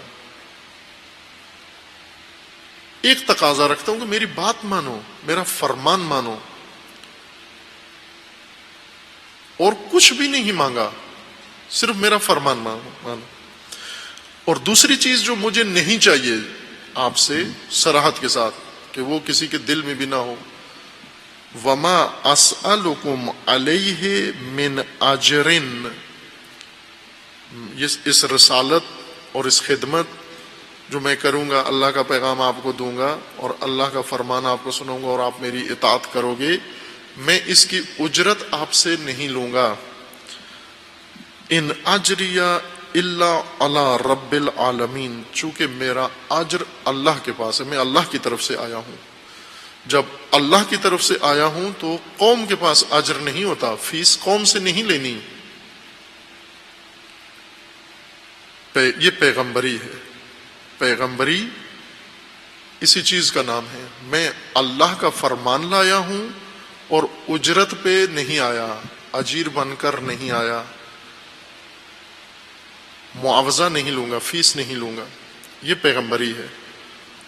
اور اگر یہ نہ ہو، وہ یہ کہے کہ جی میں آپ کو دین سکھاتا ہوں، میں آپ کو تقریر سکھاتا ہوں، میں آپ کو مجلس سناتا ہوں اور اتنے لوں گا، یہ پیشہ وری ہے، یہ پیغمبری نہیں ہے، پیشہ وری ہے۔ اور یہ بہت بڑا بگاڑ پیدا ہوا ہے کہ پیغمبری کی مسند پر پیشہ وری آ گئی ہے، پیغمبروں کی سیٹوں پر، ممبروں پر پیشہ ور آ گئے ہیں۔ یہ سب سے بڑا بگاڑ یہ پیدا ہوا ہے۔ پیغمبری اجر اللہ کے پاس ہے، چونکہ پیغام اللہ کا ہے، اللہ کی جانب سے ہوں، اجر بھی اسی کے پاس ہے۔ پیشہ وری، میں تمہیں جو کچھ بتا رہا ہوں تم نے مجھے اجر دینا ہے، اس کا تم نے مجھے فیس دینی ہے، تم نے مجھے اس کا معاوضہ دینا ہے۔ فاتقوا اللہ وما اسألکم علیہ من اجر ان اجری الا علی رب العالمین فاتقوا اللہ واطیعونی۔ پھر فرمایا دوبارہ تکرار کیا کہ صرف ایک ہی کام کرو، اطاعت کرو میری، فرمان مانو میرا، اللہ کا تقوی اختیار کرو اور میری اطاعت کرو۔ انہوں نے کیا کہا حضرت نوح کو؟ قوم نے اب کیا جواب دیا؟ قالوا انؤمن لک واتبعک الارذلون، ہم تیری اتباع کریں جبکہ یہ اراذل، ارذل، گھٹیا، پست لوگ یہ تیرے پاس ہے، تیری ارد گرد یہ لوگ ہیں۔ ارذل، رزل، رزیل گھٹیا کو کہتے ہیں، اراذل یعنی بہت گھٹیا اور پست لوگ، اور عموماً اردو میں استعمال ہوتا ہے اراذل و اوباش، فارسی میں بھی استعمال ہوتا ہے۔ اراذل، رزل عربی لفظ ہے، اوباش فارسی ہے، اراذل، ارزل عربی لفظ ہے، پست اور گھٹیا۔ نبیوں کو یہ کہتے تھے کہ ہم بڑے شخصیات ہیں، ہم خاندانی لوگ ہیں، ہم قبیلوں کے بڑے سردار ہیں، ہماری ایک اپنی حیثیت ہے، ہم فلاں ہیں، اور آپ کے ساتھ جتنے ہیں وہ سارے پست اور گھٹیا لوگ ہیں، تو ہم کیسے آئیں آپ کے پاس جب آپ کے ارد گرد یہ لوگ بیٹھے ہوئے ہیں؟ قال وما علمی بما كانوا يعملون ان حسابهم الا على ربي لو تشعرون وما انا بطارد المؤمنين ان انا الا نذير مبين۔ حضرت نوح نے دو ٹوک جواب دے دیا کہ تم امیروں کی خاطر، تم سرداروں نوابوں کی خاطر، تم بڑوں کی خاطر میں مومنین کو اپنے سے دور نہیں کر سکتا، وما انا بطارد المؤمنین، تم یہ چاہتے ہو یہ مجھ سے دور ہو جائیں، یہ ہٹیں تو پھر آپ آؤ گے، ان کے ہوتے ہوئے آنا آپ اپنے لیے شرمساری سمجھتے ہو، تمہاری خاطر میں مومنین اپنے سے دور نہیں کر سکیں، تم گمراہوں کی خاطر۔ بعض اوقات گمراہ یہ شرط رکھتے ہیں کہ اگر یہ نہ ہو، یہ مومنین نہ ہو، یہ فلاں نہ ہو تو ہم آ سکتے ہیں، ان گمراہوں کی خاطر مومنین کو نکال دیتے ہیں، مجلس سے نکال دیتے ہیں، تنظیم سے نکال دیتے ہیں، کسی عبادت گاہ سے نکال دیتے ہیں، کیوں جی یہاں بڑے لوگوں نے آنا ہے، بڑی شخصیات نے آنا ہے، بس مومنین باہر چلے جائیں۔ کیوں باہر چلے جائیں؟ ان گمراہوں کی خاطر مومنین کو باہر نکال رہے ہو۔ قالو، جب حضرت نوح نے یہ جواب دیا کہ یہ نہیں ہو سکتا، قالوا لئن لم تنتہ یا نوح لتکونن من المرجومین، اگر نہ رکے، باز نہ آئے اے نوح ان باتوں سے اور ان افکار سے اور اس تفکر سے، تو پھر مرجوم ہو، یعنی پھر ہماری طرف سے دھتکار دیے جاؤ گے، پھر ہم آپ کو چھوڑ دیں گے، تنہا کر دیں گے، اور آپ کا ساتھ نہیں دیں گے، آپ کی مدد امداد نہیں کریں گے، آپ اکیلے رہ جاؤ گے۔ قال رب ان قومی کذبونی، حضرت نوح نے فرمایا کہ پروردگار تو دیکھ رہا ہے کہ میری قوم نے مجھے جھٹلا دیا ہے، فافتح بینی و بینہم فتحا، ان کے اور میرے درمیان فاصلہ ڈال دے،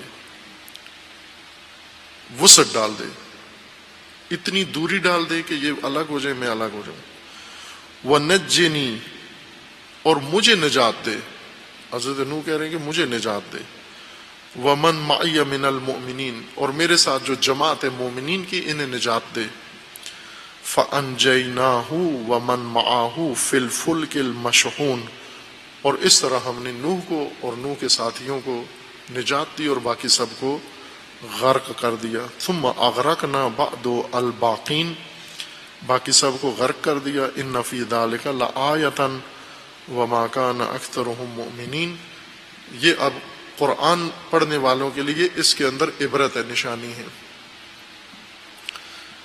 نوح کا طلب اطاعت کرنا کہ تم میری اطاعت کرو، اور انہوں نے نہیں کی، نافرمانی کی، پھر اس کے بعد نافرمانی کا انجام، اگر اطاعت کرتے اور انجام ہوتا، نافرمانی کا انجام غرق ہے، اور اس میں نشانی ہے نافرمانوں کے لیے، جو اطاعت نہیں کرتے انبیاء کی، جو مطیع نہیں ہیں اللہ کے قانون کے، اللہ کے نظام کے، ان کے لیے اس کے اندر نشانی ہے۔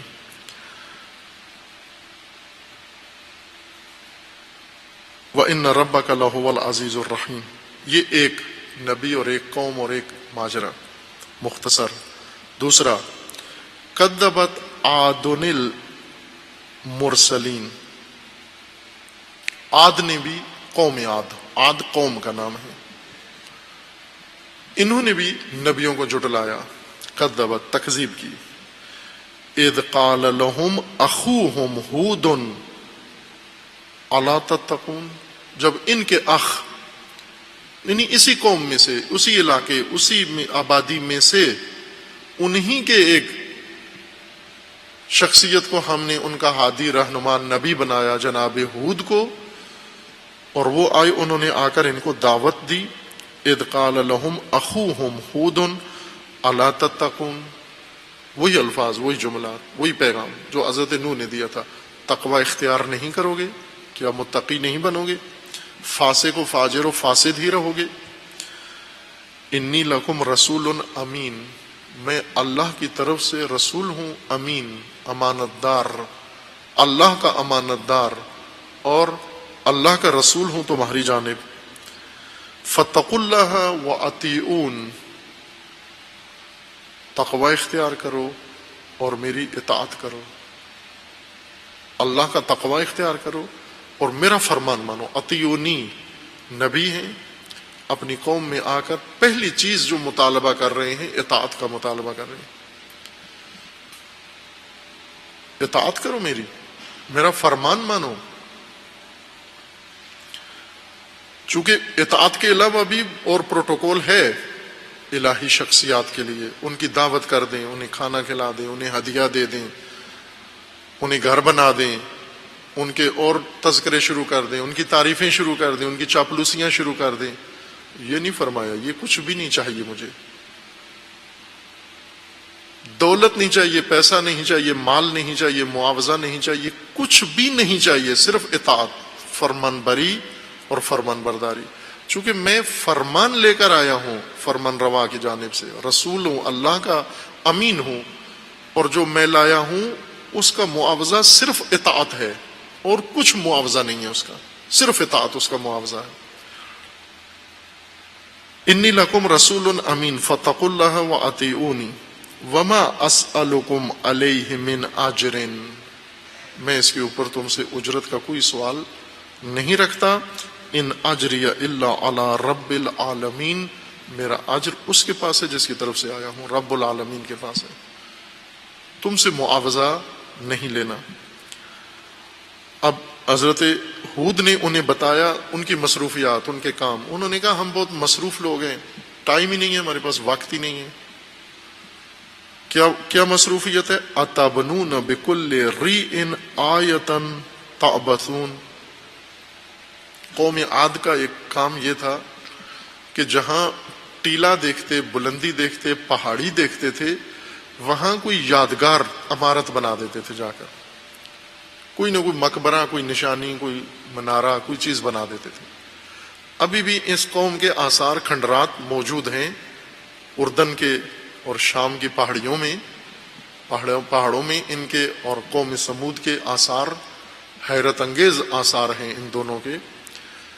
یہ ان کا ایک کام تھا، یعنی مذہبی کام یہ کرتے تھے. جہاں بھی کوئی بلندی دیکھتے، کوئی ٹیلا دیکھتے، تو وہاں جا کر ہر قبیلہ، ہر قوم اپنے یادگار، اپنی کوئی نشانی بنا دیتے، اور پھر اس نشانی کے اندر جا کر مذہبی اقدامات کرتے. جو خود سے بنایا ہوا تھا، خود ساختہ مذہب، ان یادگاروں میں اور نشانیوں میں وہاں کوئی علامت نصب کر دیتے، اور پھر وہاں جاتے تھے. ہود کے پاس نہیں آتے، جناب ہود کی بات نہیں مانتے، ان یادگاروں میں وہاں رہتے ہیں، وہاں آتے جاتے ہیں. وہاں کہتے ہیں ہمارے پاس وقت ہی نہیں ہے. حضرت ہود نے کہا یہ کیا بےہودہ کام کر رہے ہو آپ؟ بھی خود جہاں کوئی ٹیلا نظر آتا ہے وہاں جا کر کچھ بنا دیتے ہو.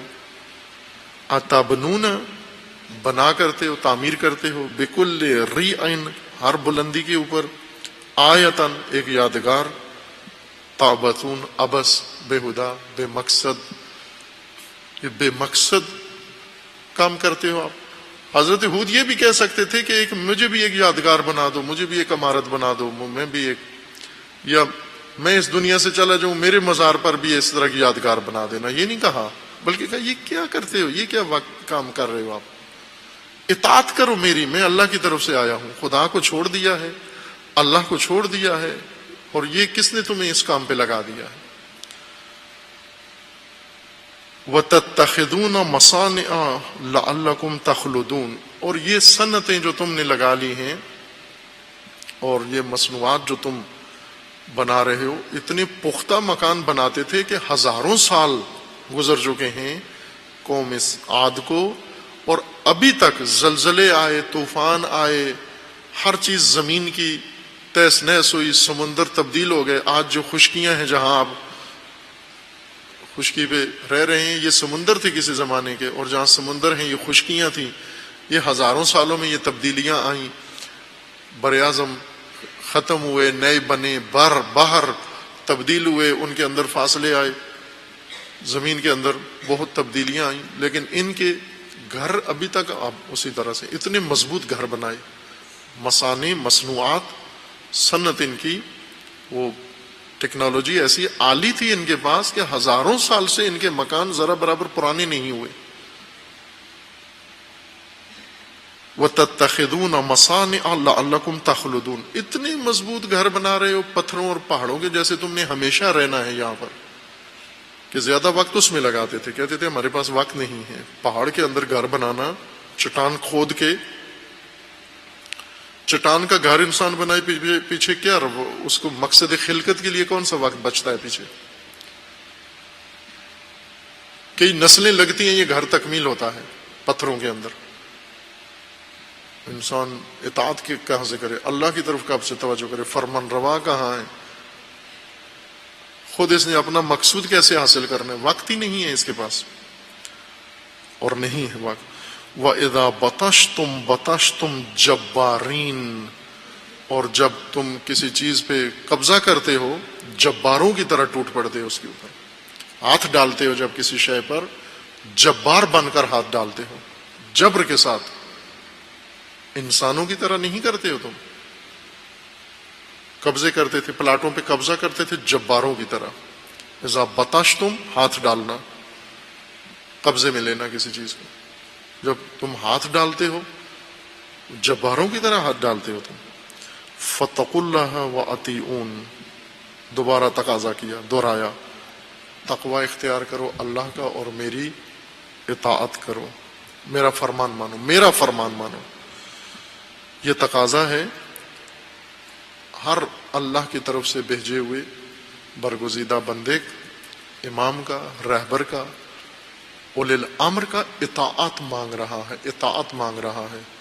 امتیں اطاعت کے علاوہ سب کچھ اس کو دے دیں، اس کا ذرا برابر حق ادا نہیں کیا۔ اطاعت مانگ رہا ہے، وہ کچھ بھی اور نہیں مانگ رہا۔ لا اسألکم علیہ اجرا، کچھ بھی نہیں چاہیے تم سے، نہ اجر مانوی دو، نہ اجر مادی دو، نہ اجر دنیاوی دو، نہ اجر اخروی دو، تم کچھ بھی نہ دو، صرف ایک کام کرو، اطاعت کرو، صرف ایک مطالبہ، ایک نقطے کا مطالبہ، ایک نقطے کا مطالبہ کہ اطاعت کرو۔ فَاتَّقُوا اللَّهَ وَأَطِيعُونِ وَاتَّقُوا الَّذِي أَمَّدَكُم بِمَا تَعْلَمُونَ أَمَّدَكُم بِأَنْعَامٍ وَبَنِينَ، جس خدا نے تمہاری اتنی مدد کی ہے اس خدا کا تقوی اختیار کرو، جس نے تمہیں مویشی دیے ہیں، جس نے تمہیں بچے دیے ہیں، وَجَنَّاتٍ وَعُيُونٍ، جس نے تمہیں یہ سبزہ دیا ہے، باغات دیے ہیں، یہ چشمے دیے ہیں، بہت سرسبز علاقہ، بڑا آباد علاقہ تھا قوم عاد کا۔ انی اخاف علیکم عذاب یوم عظیم، مجھے بہت خطر ہے تمہاری بابت کہ تم پر عذاب عظیم نازل ہوگا۔ قالو، اب انہیں کیا جواب دیا، ہود کو کیا جواب دیا قوم عاد نے؟ قالوا سواء علینا اوعظت ام لم تکن من الواعظین، تو ہمیں واعظ کر یا نہ کر ہمارے لیے برابر ہے۔ یہ قوم جواب دے رہی ہے، قالوا سواء علینا، ایک جیسا ہے، تو ہمیں سمجھا یا نہ سمجھا، ہمیں بتا یا نہ بتا، ہمیں نصیحت کر یا نہ کر، ہمیں واز کر یا نہ کر، ہمیں تبلیغ کر یا نہ کر، ہم ایک جیسے ہیں، کوئی فرق نہیں پڑتا۔ وہ بھی توجہ کریں، قوم نوح کو پوچھیں، قوم نوح کی حالت دیکھ کے پھر اللہ کا فرمان ہے کہ اس میں عبرت ہے مومنین کے لیے۔ ہم آئینہ قوم نوح میں اپنے آپ کو دیکھیں تو ہم کیا لگتے ہیں؟ وہ ایسے لگتا ہے کہ ہم بھی قوم نوح ہی ہیں، ہم بھی واقعاً قوم نوح ہیں۔ جس آئینے کو دیکھیں اس میں اپنی شکل نظر آتی ہے۔ کیا آج اللہ کے پیغام کی نسبت یہی رویہ نہیں ہے؟ رویہ یہی نہیں ہے قوم عاد کا؟ قالوا سواء علینا اوعظت ام لم تکن من الواعظین۔ واضح انبیاء، واضح علماء، واضح ائمہ کے مقابلے میں ہماری کیا حالت ہے، ہماری قوم کی کیا حالت ہے؟ ایک ہی ہے، واز کرو یا نہ کرو، سمجھاؤ یا نہ سمجھاؤ، بتاؤ یا نہ بتاؤ۔ ہم ٹس سے مس نہیں ہوتے اور نہیں ہوتے، واقعا نہیں ہوتے، فرق نہیں پڑتا، ذرا برابر فرق نہیں پڑتا۔ واز کرو اور نہ کرو ایک جیسے ہیں ہم۔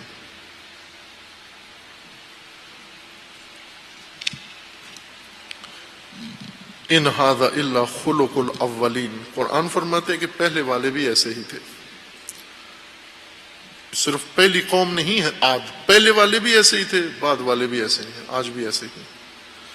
وما نحن بمعذبین، اور ساتھ یہ بھی کہنا تھا کہ ہود کو کہ ہمیں ڈراؤ نہیں، کوئی عذاب وغیرہ ہم پر نہیں آئے گا، کوئی زوال نہیں آئے گا، کوئی سزا ہمیں نہیں ملے گی، آپ مطمئن رہو، ہم عذاب میں نہیں جائیں گے۔ فکذبوہ، اور اس طرح انہوں نے ہود کو جھٹلایا، فاہلکناہم، اور خدا کا فرمان ہے کہ ہم نے انہیں ہلاک کر دیا۔ ان فی ذلک لآیۃ، اس میں بھی نشانی ہے مومنین کے لیے کہ یہ آئینہ دیکھو۔ اب آپ کیا قوم عاد کی طرح اتنے مصروف ہو ساخت و ساز میں، اتنے مصروف ہو عمارت سازی میں کہ تمہارے پاس وقت ہی نہیں ہے؟ اتنی مصانع و مصنوعات و صنعت میں مصروف ہو، تمہارے پاس وقت ہی نہیں ہے اپنے لیے، اس کام کے لیے وقت نہیں ہے جس کے لیے پیدا ہوئے ہو، اتنے مصروف ہو گئے ہو تم۔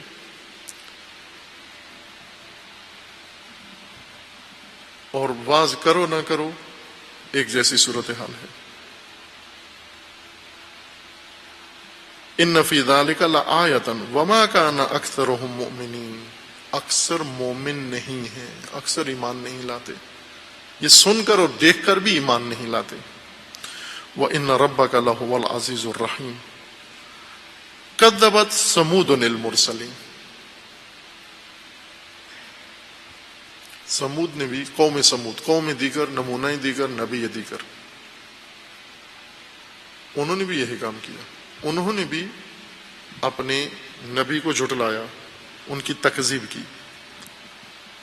اذ قال لهم اخوهم صالح الا تتقون انی لکم رسول امین فاتقوا اللہ واطیعون وما اسألکم علیہ من اجر ان اجری الا علی رب العالمین اتترکون فیما ہاہنا آمنین فی جنات وعیون وزروع ونخل وطلعها حضیم وتنحتون من الجبال بیوتا فارحین فاتقوا اللہ واطیعون ولا تطیعوا امر المسرفین الذین یفسدون فی الارض ولا یصلحون قال انما انت من المسحرین ما انت الا بشر مثلنا فات بآیۃ ان کنت من الصادقین قال هذه ناقۃ لها شرب ولکم شرب یوم معلوم ولا تمسوها بسوء فیاخذکم عذاب یوم عظیم فعقروها فاصبحوا